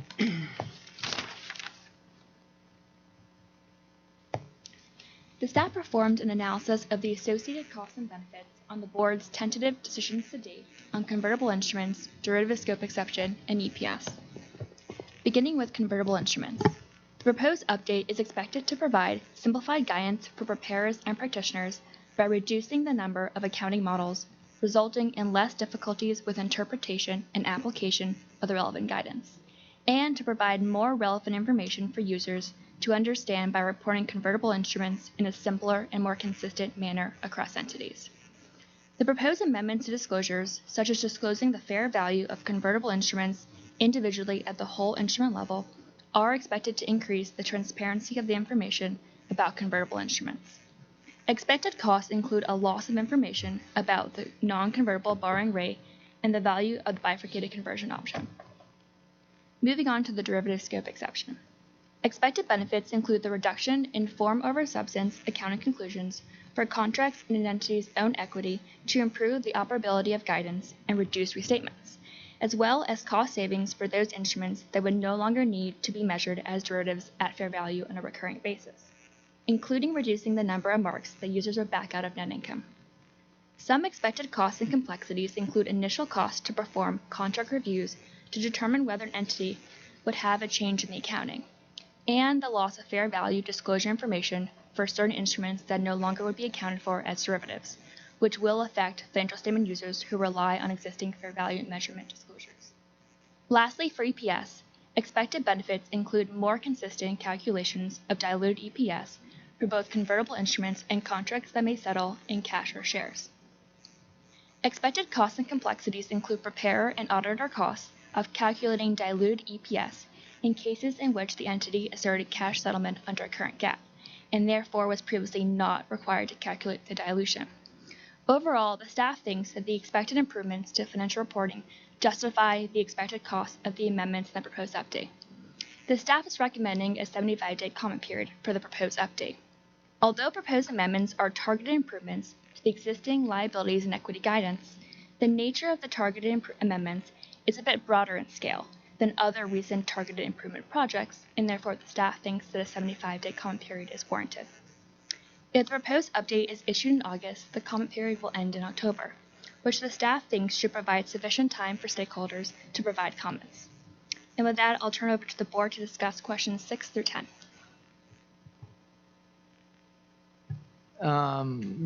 Question 6, any additional information any members of the board need? Okay. Question 7, describing the benefits justify the expected cost. I personally believe the expected benefits do justify the cost. I believe that the changes we're making here will reduce cost, will provide additional clarity, will increase the quality and confidence in the information the marketplace has, and I'm supportive of moving forward. I think the additional disclosures adds benefits, and I believe that the changes reduce costs do not impact the information provided to investors. But I recognize not all of my board members will agree with me on that. So I'll turn it over to Jim.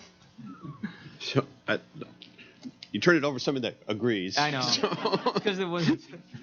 I particularly think that the cost, much of this is going to be cost reduction, but I think it's also done in a way that either maintains or, with respect to convertible debt, improves understandability.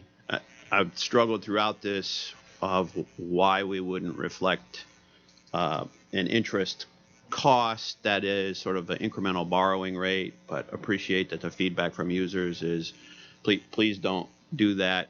But by and large, that's been the feedback today, which is please don't do that. We want to see the cash-based interest, not the imputed interest charge, and they do their analysis differently. The fair value disclosures could help with that, but I think that alone provides significant cost reduction, reduces the complexity of GAAP tremendously, particularly an area where I think it's most warranted, which is private and small public companies. So I'm very supportive of moving forward.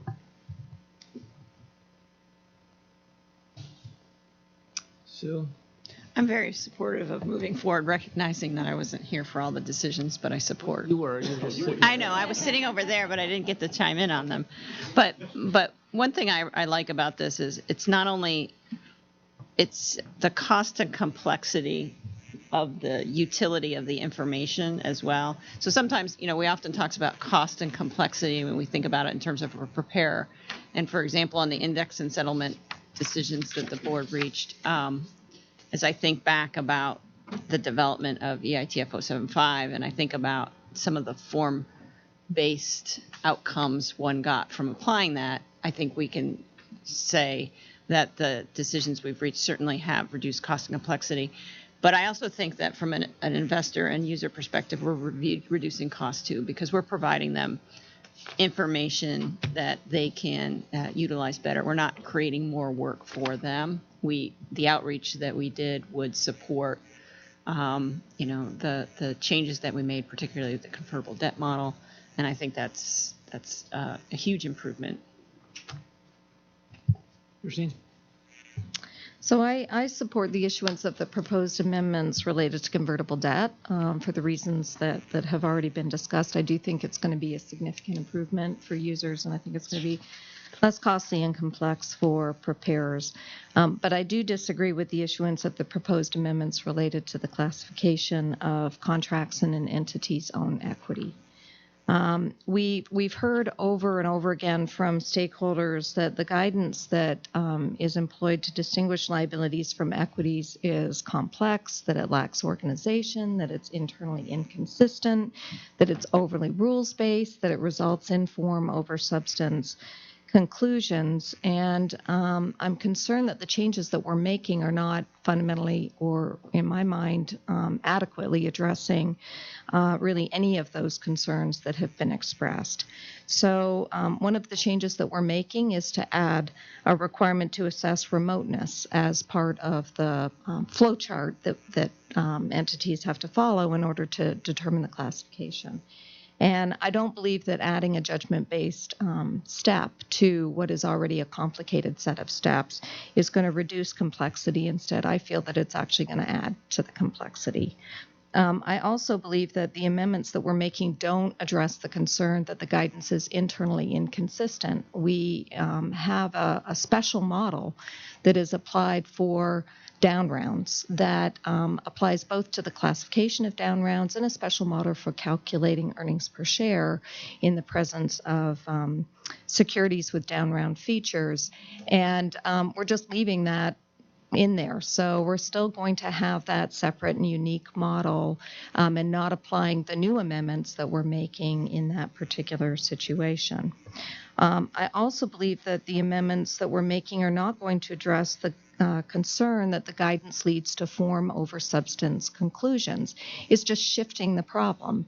Right now, there are folks that believe that we have items classified as liabilities that should be classified as equity.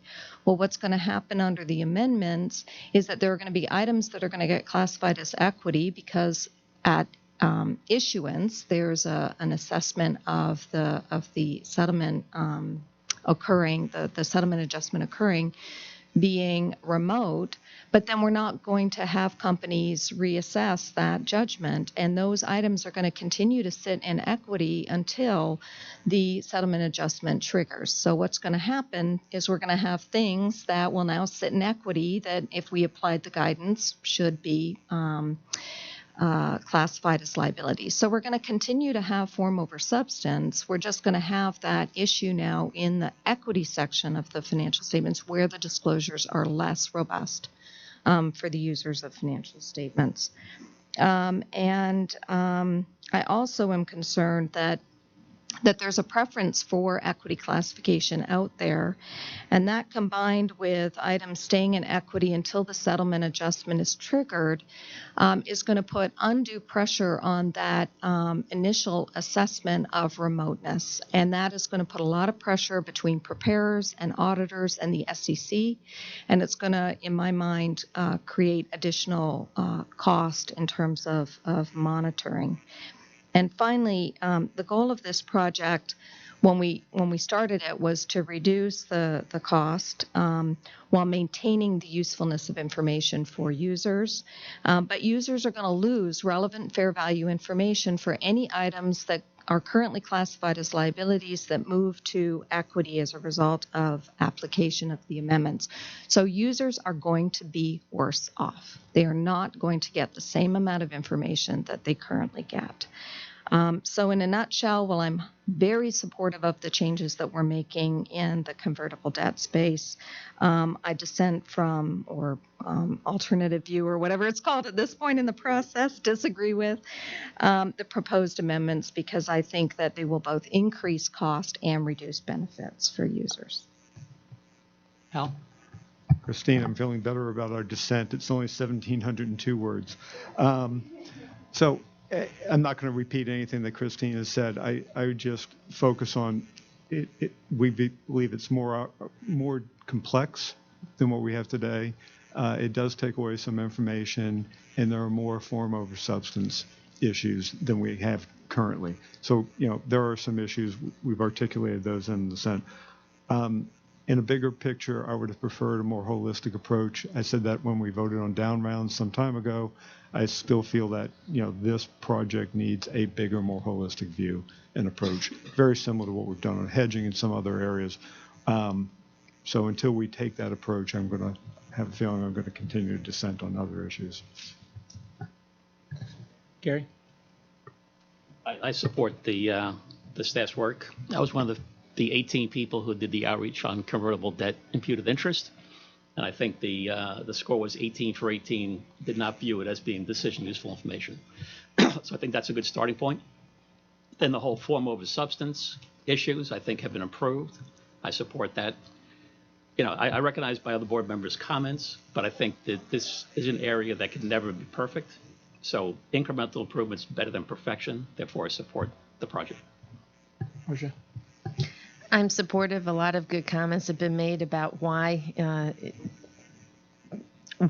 to be supportive of this particular proposal. I do think it meets the definition of an incremental targeted improvement, which was the scope that we agreed to originally. And as Gary said, it may not be perfect, but I think it's an improvement and I can support it as it is. Okay. Thank you. So by my calculation, that's 5 in favor, 2 against. So the 2 against will be joining an alternative view. That sounds like it'll be similar. Sounds like we're looking forward to those last 2 words. Already written. It's verbatim. Verbatim. All right. Great. The staff is recommending a 75-day comment period. Does anyone have any concerns or different perspective? So who agrees with a 75-day comment period? Okay. All right. We've in essence answered question 10. By a vote of 5 to 2, you have permission to proceed to ballot. So does anybody want to tee up question 11? Yeah, Celine? So now I will discuss the supplemental outreach plan. The proposed update draft includes various questions for respondents that ask stakeholders to provide specific feedback. To ensure that the board receives feedback on those specific questions, the staff plans to perform supplemental outreach with approximately 5 to 10 financial statement users during the comment period to obtain additional feedback, which the staff discuss with the investor liaison. The staff thinks that this is important because certain questions are aimed at financial statement users, whom do not historically provide comment letters. The staff plans to include board members in these supplemental user outreach calls when available. The staff also plans to provide updates on proposed amendments to advisory groups during the comment period to solicit additional feedback and answer any questions on the project or proposed update. Lastly, I turn over to the board to discuss question 11. Do board members have any feedback on the staff's plan to perform additional outreach during the comment period that will supplement the feedback that the board receives from comment letters? So first of all, I wanted to commend the staff for planning ahead to do this outreach because you're, exactly right that we probably won't hear too much from users, and this is really important because they will be affected. In terms of where the weight of the outreach is, I think Gary just said was 18 out of 18 users that we already spoke to had indicated that they really preferred the 1 unit of account for convertible debt. So I don't think there's a lot more for us to learn about how much users really prefer what we're doing there. I'm not saying ignore it, but I think that where there is a much greater potentially negative impact on users is on the changes that Hal and I are dissenting to. And so I would really like to see us put kind of the weight of the outreach on trying to help users understand, first of all, what information is going to be taken away when something moves from liability to equity, what it means for something to stay in equity, even though the assessment of remote may go to probable or even beyond that to likely or whatever we want to use. It's going to stay in equity. They need to understand that. And they also need to understand what's going to happen when a trigger does in fact happen and something flips back up into liabilities or whatever's going to happen at that point. So those are the things that I think we really need to get feedback on. If we're going to try to have any hope of at least getting me over the hump, I can't speak for Hal, but Jim? So just on the first issue, the convertible debt, I think that the outreach was disproportionate. I don't remember it was 18 out of 18 because I thought there was maybe 1 or 2 that didn't. Certainly on IAC, we heard a minority view. My only encouragement would be, and I'm strongly in the view that where we're at, but I also want to hear from those who disagree. So I would maybe go to the couple of IAC members on that first issue who disagree and ask whether there are others that they would suggest we talk to. I mean, we've heard their point, but if they're aware of a broader group, maybe get that input. Any other feedback on that plan? Okay. Before we break in this group, first I just want to congratulate the team. I know you've worked really well as a team to put us in this position. So thank you. Very, very high quality work, very high quality project management. Today is Celine Alcott's final board meeting. So Celine, you've been here for a year. You've done excellent work supporting the board and the staff. So thank you, and we wish you the best of luck in your next chapter of your career.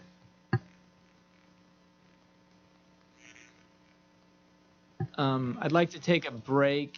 Can we come back at 11 o'clock to talk about the conceptual framework? Thanks.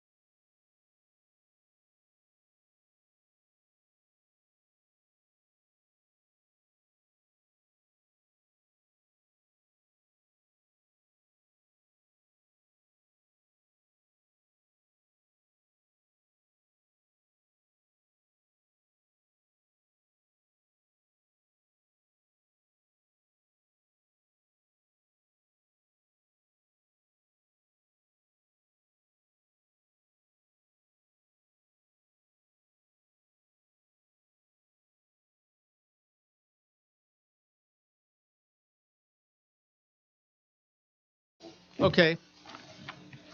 Welcome back. We're now going to turn our attention to the conceptual framework. We'll start with the elements and go on to measurement. Before we begin, I wanted to welcome Michael Durney to the board, a new academic fellow. Will be here with us for a year, so it's your first board meeting. So welcome. With that, I'll turn it over to Jill. Sure. Thank you. Today we will continue the discussion of the definition of an asset. The existing definition in Concept Statement 6 and the board's working definition can be found in paragraphs 2 through 4 of the board handout. We will ask the board to decide on the two remaining issues related to the definition of an asset. First, whether an identifiable notion should be included in the explanatory paragraphs of the asset definition, and second, whether the term control should be included in the definition of an asset. The staff believes the most difficult application of the asset definition is related to intangibles, particularly those that are internally generated. When an intangible meets the definition of an asset, should be indifferent as to whether the intangible was purchased, acquired in a business combination, or internally developed. The items that the staff and the board seem to have difficulty determining whether they meet the definition of an asset or not are those in which there is uncertainty as to whether there is a right to an economic benefit. One example that often causes problems in analysis is a patent. A patent clearly gives one a right to something. However, the difficulty in this example is determining whether there is an actual economic benefit associated with the right. The economic benefit could be worthless. It should be noted that the uncertainty of an economic benefit is frequently reflected in measurement. However, the staff believes there should be some evidence that the potential for economic benefit is greater than zero upon recognition. The staff believes that distinction is not based on the definition of an asset, but rather on the practical considerations of coping with the effects of uncertainty as to whether there is a right to an economic benefit. The staff believes the board should consider a threshold related to coping with the insurmountable uncertainty about whether a right or an economic benefit exists, even if the entity clearly has the intent to create an asset. The staff believes that both the identifiable and separability criteria should be incorporated into the explanatory paragraphs in the definition of an asset to help the board members assessing whether intangible items meet the definition of an asset. The staff believes these criteria will help the board to identify the right, economic benefit, and the rights that are exclusive to the entity. The first question for the board is, do board members think that the identifiable notion should be included in the explanatory paragraphs of the asset definition?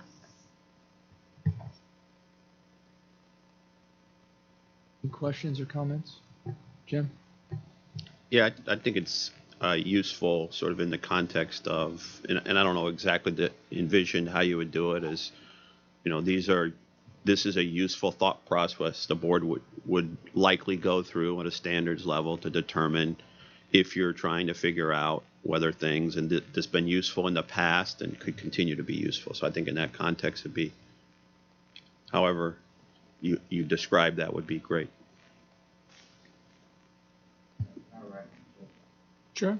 I think our thought process is what you agreed to, that we did with constructive obligations, where we kind of said, you know, this is a difficult decision to make, and it's going to be, and here's sort of what we're thinking about being the criteria. Christine? Yeah, I was just going to agree with what Jim said, and I assume that these items being discussed, it's being discussed as opposed to being put in the definition, because we don't view these characteristics as determinative of an asset, just potentially helpful. That's absolutely right. Okay. And I know at our last academic conference back in January, this was a topic of at least the working group that I was in. And I think there was unanimous support for including it in discussion. I think that not only for the academics and others who are interested in accounting, but future board members, gives us what were we thinking in terms of this area, and adds some heft, if you will, around the definitions. I think is tremendously beneficial. So I support it. The staff's recommending that we take the identifiable notion should be included in the explanatory paragraphs of the asset definition as articulated in the memo. Who agrees with that? 7. Okay. Onward to question 2. Great. When applying the current definition of an asset, many people misapply the notion of control. The term control relates to the right, not the future economic benefit that results from having the right. It is not the economic benefit that represents an asset, but rather it is the existing right that has the ability to generate an economic benefit. Accordingly, the staff thinks that what is controlled is the existing right that gives rise to economic benefits or potential economic benefits rather than the economic benefits themselves. The staff believes if an entity has a present right, that would seem to be sufficient to establish the fact that an entity has an asset. Indeed, if the entity has exclusive rights, it can presumably deny or regulate access to that benefit by others. The staff is unclear whether the term controlled adds anything significant to the definition of an asset. The staff thinks that the term control is unnecessary in the definition because the working definition emphasizes the concept of a present right. If the board chooses to integrate the identifiable criteria into the discussion of an asset, which you just did, the staff believes the term control is not necessary in the definition of an asset. The staff is concerned that inserting the term control in the definition may continue the confusion that the asset is the result of being able to control the outcome of a right. For an entity to have a right, again, it would seem that the entity would need to control that right and the economic benefit that it would represent. Do board members think the term control needs to be included in the definition of an asset? I continue to believe it's not needed. We've talked about this in the past and for all the reasons you articulated. And if anything, it could add confusion. Question for you, though, is like we just had the discussion on identifiable, would you have discussion about control and the debate around include, not include, and why it's not included? Yes. Okay. I think that would go a long way. And so I definitely support not including the word control, but having the discussion about control. Absolutely. I'm not sure exactly where it would appear, whether it would appear in the concept standard itself or whether it would be in the basis for conclusions, but it needs to be somewhere. And the basis is part of the conceptual framework. Yes. Yeah. Unlike codification. Correct. Jim? So I would prefer to include it, and you said, is it necessary? I'm not sure it's necessary, but to me it's useful. The definition can work, I think can work without it, just like it can work with getting rid of the word present right. You can't have a right unless it's a present right. Future rights aren't rights. They're things, and so we could likewise get rid of the word present, but I think it's useful because it focuses people on focuses people's attention. And I think there's just as much confusion created by eliminating control, I think, as you suggest there could be by inserting it. Today, I'm not sure a lot of people struggle with the fact that receivables are assets, notwithstanding the fact that you don't control whether you get paid. People focus on it's the right. And so I don't think that causes a lot of confusion in practice. There might be other examples where it does. But I think there's just as many examples where people want to record things and say, I have a right, but they don't control it. For example, customer relationships. You don't control those customers. You don't control the right to those customers. You might if they meet the certain criteria in which you can sell those relationships, but we record those irrespective of control today. And I think if we focused on control, it might have suggested, and maybe that wasn't the issue in 141, it was just coming up with a list to separate things out of goodwill. But I have a little bit concerned that if we take that out of the definition, it is actually a move the other way. Now, certainly you can handle it Hal's way, but I think what those explanatory words will say likely is, of course, you have to have control. You can't have a right without control, so we're taking out of the definition and then putting in the explanation that, of course, control is relevant. So, Jim, you're not disputing that to have a right, you must have control. It would just be doubling up on the words. Just like we are on present. So we say present right. We could eliminate the term present, but we think it's a useful reminder. I'm looking for the fewest words possible. And if there were a choice between including or excluding control and present, I would go for excluding both personally, but. And I just think it's. Leave it to the background discussion to talk about that. And I'm going to dissent over not putting the term control in there. As my preference would be, these are useful terms as you read it to focus the mind. But I can see the other side of it. And Jim, like you, I wouldn't dissent if it were in there, but I think it's just cleaner and more, to the point than if we include a lot of extra words. I got you. Jim? Another complication, Jim, to it, which hopefully we're solving with some of the other changes, is control now is explained as control others' access to the economic benefit. And that's still useful in the sense, because if you have the right to it, you can probably control Kurt from getting it. Just like, yes, I don't have a right to. I have a right to try and collect the receivable, but if I collect it all, Kirk isn't going to get any of it. But it's controls flips between the front part, the right, and the result of having the right. And that's kind of an added complication the way we have it now, based on the way it used to be explained. Sure, I get particularly the old definition where it talks about, control, and it read, it looks like you're controlling the outcome. Christine? So, like my other board members, I wouldn't dissent one way or another, but my preference would be to include control in the definition. I think, unlike what we were just talking about with identifiable and separable, where we said these are sort of things that help us to think through whether or not we have an asset, I think control is an essential characteristic. I think it's different in that sense from the other identifiable and separable characteristics. And so I think that the definition is better if it's complete with respect to all of the essential characteristics, even if present is repetitive, even if control is repetitive. And the reason why I think it's really important to have that in the definition is that while as the board uses this material, we're much more likely to go into those explanatory paragraphs. The reality for textbooks, and when professors are teaching this and they're putting it up on an overhead slide, they're putting the definition, that's it. And then they're just talking about the words that are in the definition. Now that may be the wrong approach, but I'm just telling you, having taught for 30 years, and I can see you nodding over there from your experience, that's the way this gets taught and picked up and used outside of our environment. And so I think it would be more complete to have control in there. And while I recognize that there has been the potential for confusion in the past, with all of the other great changes that you're all proposing to the definition, I don't think that there will be that potential for confusion when we say a present right controlled by the entity. I mean, it seems very clear what's being talked about there. So I just don't see the concern for confusion that we've had in the past.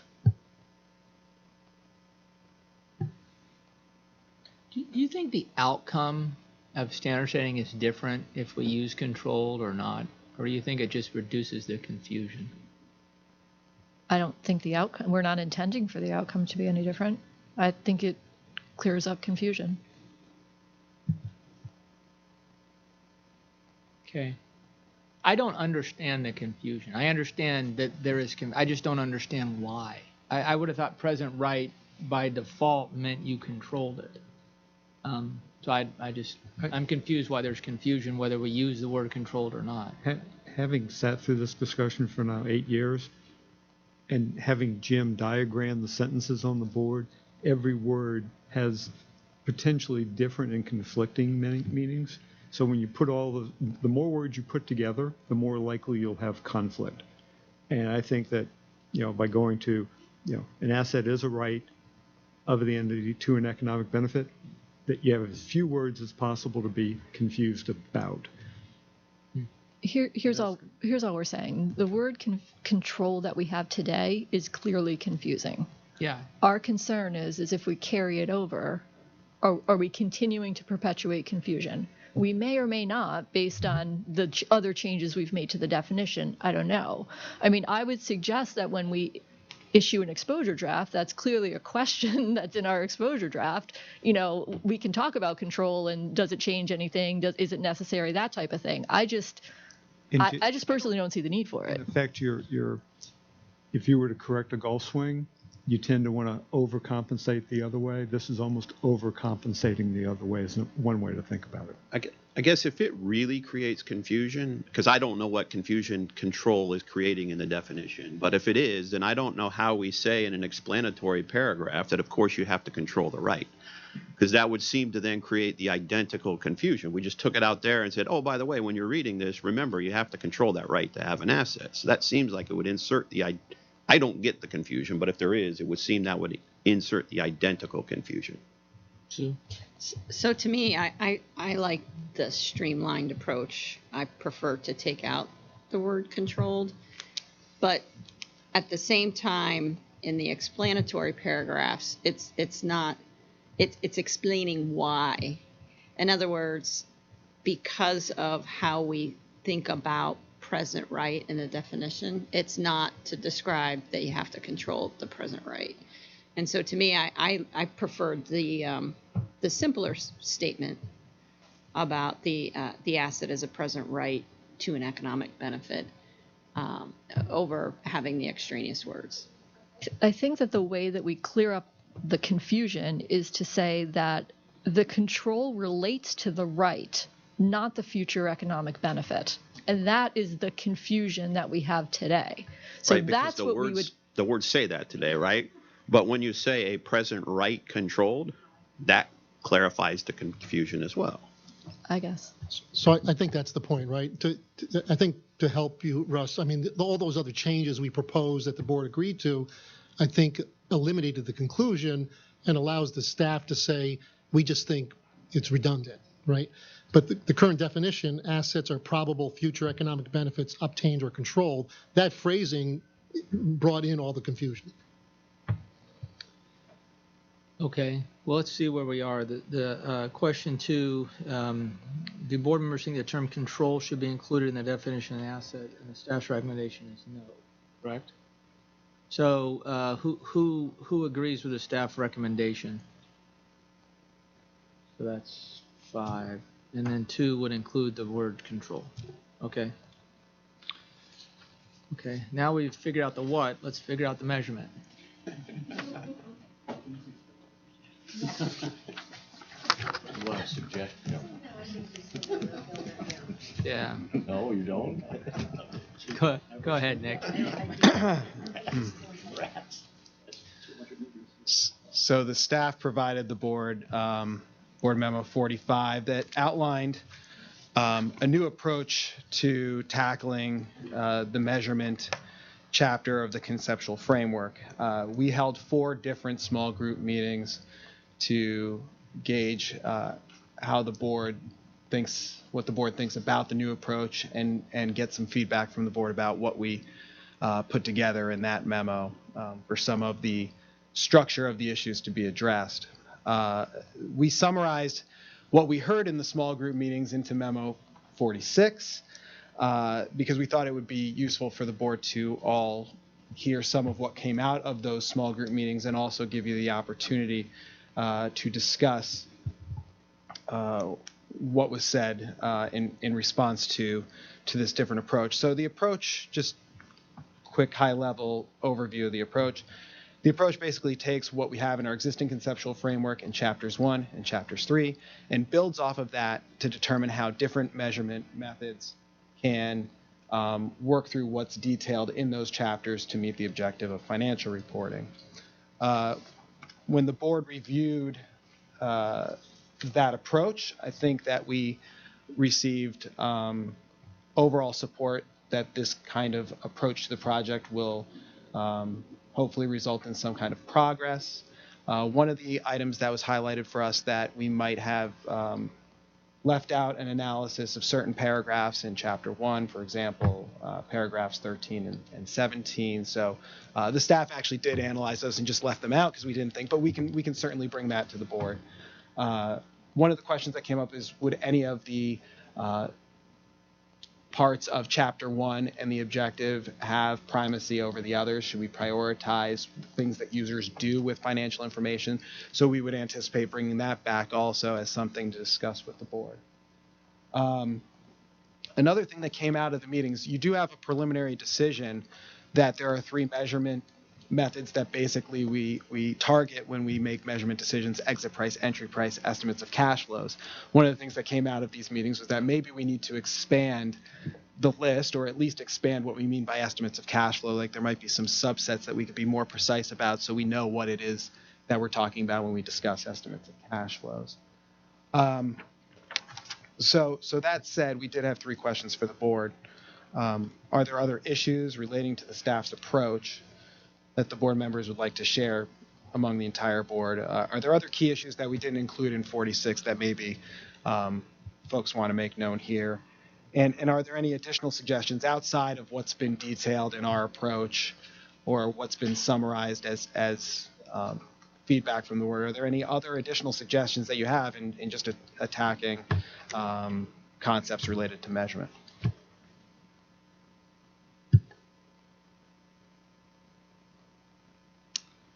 You want to go or no? Anybody? Jim? Your point on estimates of cash flows, I think, is a good one. And I don't mean to do this as peeking ahead of what we might choose in the future, but at least looking back, particularly on the liability side, where you're not entering into the transaction sort of discreetly, meaning in one fell swoop. And I'm not talking about the vesting aspect of pensions, but even once vested, that grows over time, sort of on a daily basis. Those are probably estimates of cash flows, but just same thing with ARO or other things. Do those fit within those categories? Are there techniques that we use today that we think are decent ones for measuring liabilities that wouldn't be captured by that? And I haven't thought all the way through that. You guys probably have, but. Okay. I think one of the things we have to do, right on your point, Jim, is that there's an awful lot of use of essentially getting expected cash flow, but not get to fair value. And that's a confusion for people. And right now, the conceptual framework says expected cash flows are for the purpose of getting to fair value. We aren't doing that in pensions. We don't do that in warranties, and we don't do that and get the list. So there is some other use of expected cash flow other than risk adjusting it with the rate or otherwise than the alternative outcomes. And I think that's one of the things we've struggled with in trying to identify what exactly we mean by that, knowing full well that we are doing that, and that is what we mean, but we haven't explained that very well. And then my only other comment, and I think you talked about it in the memo, I was probably the board member that was least supportive of the idea of opportunity cost. It doesn't mean I don't think we should think about it, but I'll be interested in how we describe that in the chapter, because certainly there's opportunity cost to a lot of decisions that I don't think financial reporting should or ever tries to capture. My decision not to enter into R&D in a particular field is an opportunity cost, but we don't try and capture and measure that. So putting that in the context of what it is we would think about there. I think that became pretty clear to the staff as we had those conversations in the small group meetings that we were thinking one thing as far as foregone opportunities, and it was a much broader notion that came out from those meetings. And so I think we would want to narrow the field a little bit, be a little more precise about what it was that we were talking about, because we certainly weren't talking about all the things that an entity could do and measuring those things. So. Hal? I'm not certain if you've talked about this, but the word estimates of cash flow suggests there are different ways to project cash flows or estimate cash flows, or is there some other meaning to the plural estimates of cash flow? Are you talking about undiscounted contractual cash flows? Are you talking about risk-adjusted cash flows? What cash flows? Or are you just using it in a more plural sense and not thinking about those items? So I think by using the one term that we've put as the preliminary, I think that's the problem. I think all of those sit under there. So you plan to talk about those? I think we have to, just to be I precise. agree. I just wanted to make sure, because I know there's good discussion today that talks about, where do you discount? Do you discount it in the cash flows or some other method? Right. And I didn't know if you were going to continue to carry that forward and build on that, or this is some other point that you were trying to make. I think we need to build it out, because for some people, I think an estimate of the cash flow is what I ultimately plan to pay. It might be 20 years from now, but that is the estimate of the cash flow. But then you have to discount it. That's another way to look at it. And both can achieve, both can be relevant. Mm-hmm. So we just have to expand that conversation and be a little more precise. Perfect. Okay. Gary? Just one quick. Maybe I'm jumping ahead of the conversation. When you talk about discounting cash flows, we do it by either a generic rate, AA corporate, or the company specific. How do you think about that in terms of how we should think about that broadly? So, again, if we're going to do estimates of cash flow, I think that's a conversation we have to have, but we first have to nail down some of the other parts. That wasn't even in Memo 45. That's part that we've always said was on the plan of things that once you figure out what methods you're going to use and some of the more fundamental basic concepts, then you'd have to move to a discussion of discounting. In the past, sometimes the way we get to one of those is by a measurement objective. And whether you think it's just another form of borrowing, pensions, we use this notion of an effective settlement, a theoretical settlement. And I think that's how we've gotten to that, and so we'll have to think about that. The problem with what we've conveyed, and textbooks of Christine talked about what textbooks and faculty teach. I've seen too many of them talk about this is measured at the present value of future cash flows, which is a totally vacuous statement until you tell me what the objective of that is. And if I use a 1% discount rate or a 99, I get a quite different answer. And we have to know what the purpose is, or you don't know what that rate's going to be. And that's one of the complications of trying to describe an estimate when you don't know what the objective of your estimation is without agreement on that objective. Christine? Just on that point, I think one of the ways of thinking about that is that the discount rate and the cash flows can either be entity specific or they can be market participant. That's really what we're talking about, is the cut. Anything else on the observations of the paper or the approach? Anything else to the staff? Any other questions you have for us? Just from a next steps perspective, we detailed them in the paper. We plan to talk about how effectiveness and efficiency of management should be considered for purposes of measurement, because that was a big one that came out of, and that's kind of tied in with the foregone opportunities and a couple other issues. Some of the other paragraphs, OB 13 and 17, bring that back with an analysis for you, and then maybe do that expansion that we were just talking about of effective estimates of cash flow. So those would be our priority issues to march through first, and then move on from there. Just a clarification question. So management efficiency and effectiveness, is that stewardship or is that something different? And if it's something different, how is it different? It's not. So we're just using, so the efficiency and effectiveness of management is what's coined in Con 8, and then it kind of says in the basis that this was the words that we used to describe stewardship, because stewardship didn't translate well when we did this into other languages. So we're using them as one and the same. Okay, so when we talk about the objective of financial reporting, then we just need to be clear that stewardship is a standalone objective in our conceptual framework, just like it is in, I think, in the ISBs. Do they have stewardship? So they don't. You don't think it's the same? Oh, okay. So you think it's the same, but Not when the ISB, depending on who you talk to over there, I don't know why they did what they did when they changed from where we were with 8. Right. But most of those people over there say, I want to look at financial statements and decide whether somebody's a crook or not.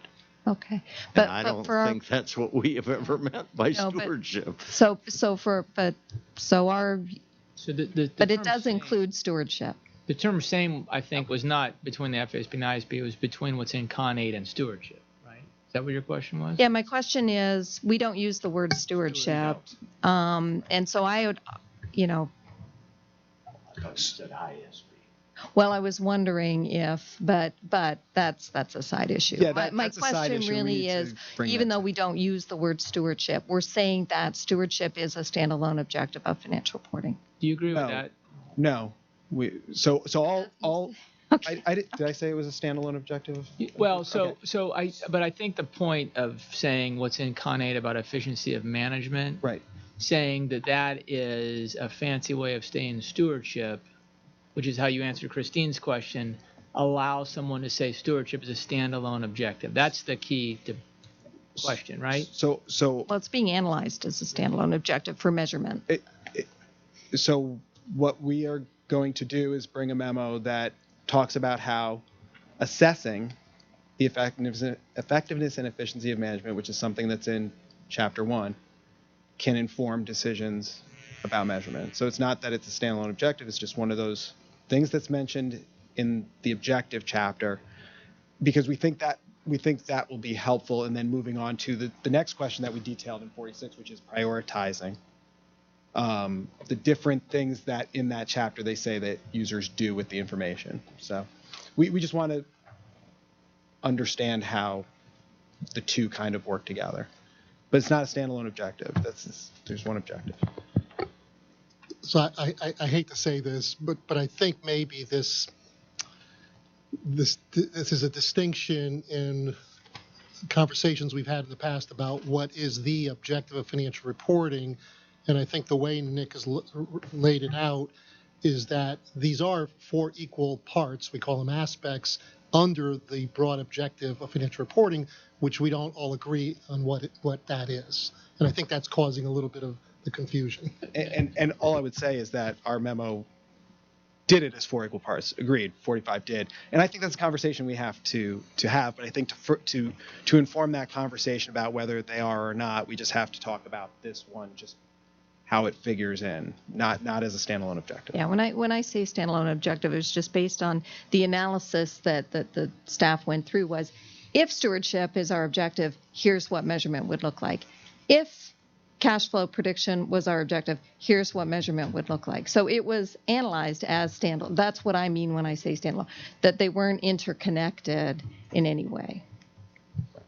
And that's sort of, I think, this next memo, the next step is analyzing that issue. And if we go one way, what does it look like? If we go a different way, what does it look like? And so the board has that information. Do you have a perspective on whether it should be interconnected or should be competing objectives, or do you think that stewardship should not be an objective?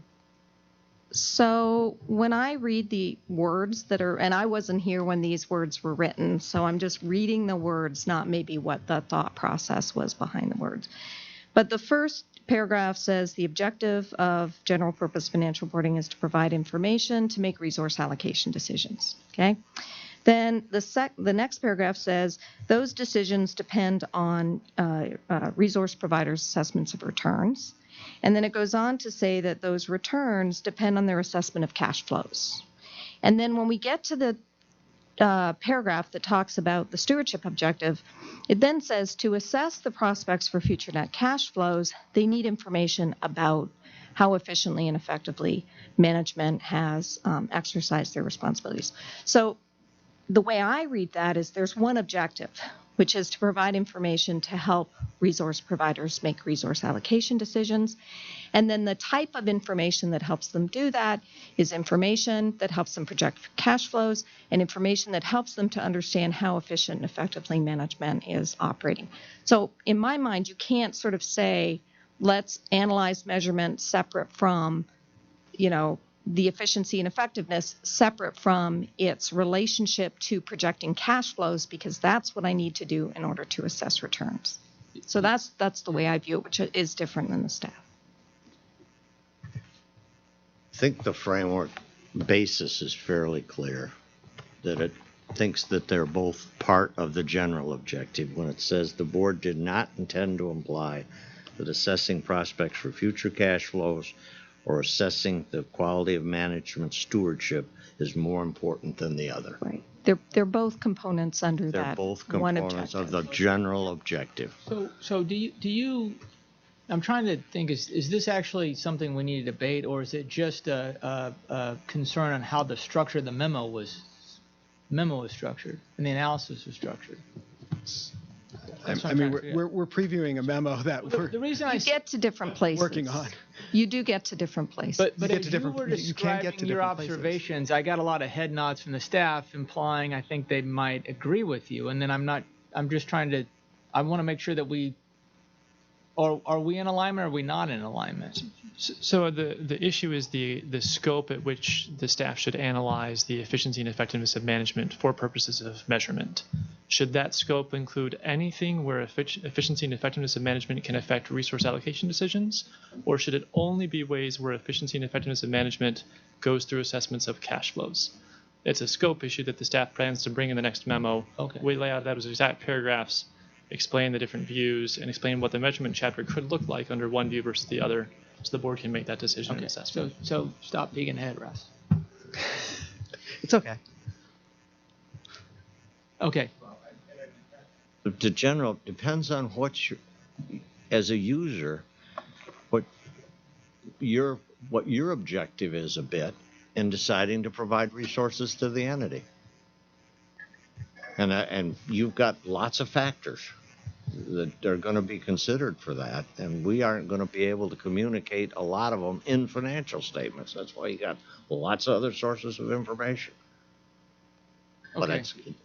I understand what the tension is when you talk about it with respect to measurement, because obviously it isn't so much opportunity costs, it's opportunities lost that are kind of important when assessing what management didn't do. And that is more important to some people than others. Okay. Anything else on the technical discussion? So a couple of people, it's the last time they'll be attending a board meeting, so I just wanted to recognize him. Kevin Mahout. Kevin's been here for a year as a PTA. So Kevin, thank you for all your hard work and the advice and counsel you've given to the FASB and the staff over the year, and we wish you the best of luck as you continue your career. And then the second departing member of the FASB staff is Kurt Gee. Kurt, about a year and a half ago, we, under Christine's leadership, decided to reinvigorate the academic fellow, and you were our first one. You had a lot of responsibility because we needed to make sure it continued. You did a good job of hiring Michael, so excellent. You passed the first test. But Kurt, you've been very helpful, not only in the conceptual framework, but also in helping the board analyze other projects and helping us understand what academic research is out there, and really ingraining in the culture of the organization the importance of academic research. So thank you, and we wish you the best of luck as you head on to Penn State. But Sue's raising her hand, so don't clap yet. No, I just want to acknowledge that, Kurt was our first PhD, as our reinvigorated practice fellow program. And, I think that we made a lot of strides in improving that program. And I can really honestly say, at least from my perspective, that it was truly a success. And I think that the integration with the project work has been just absolutely tremendous. So I just wanted to acknowledge that. And I'm hopeful that Kurt will continue to participate in the standard setting process in his new role.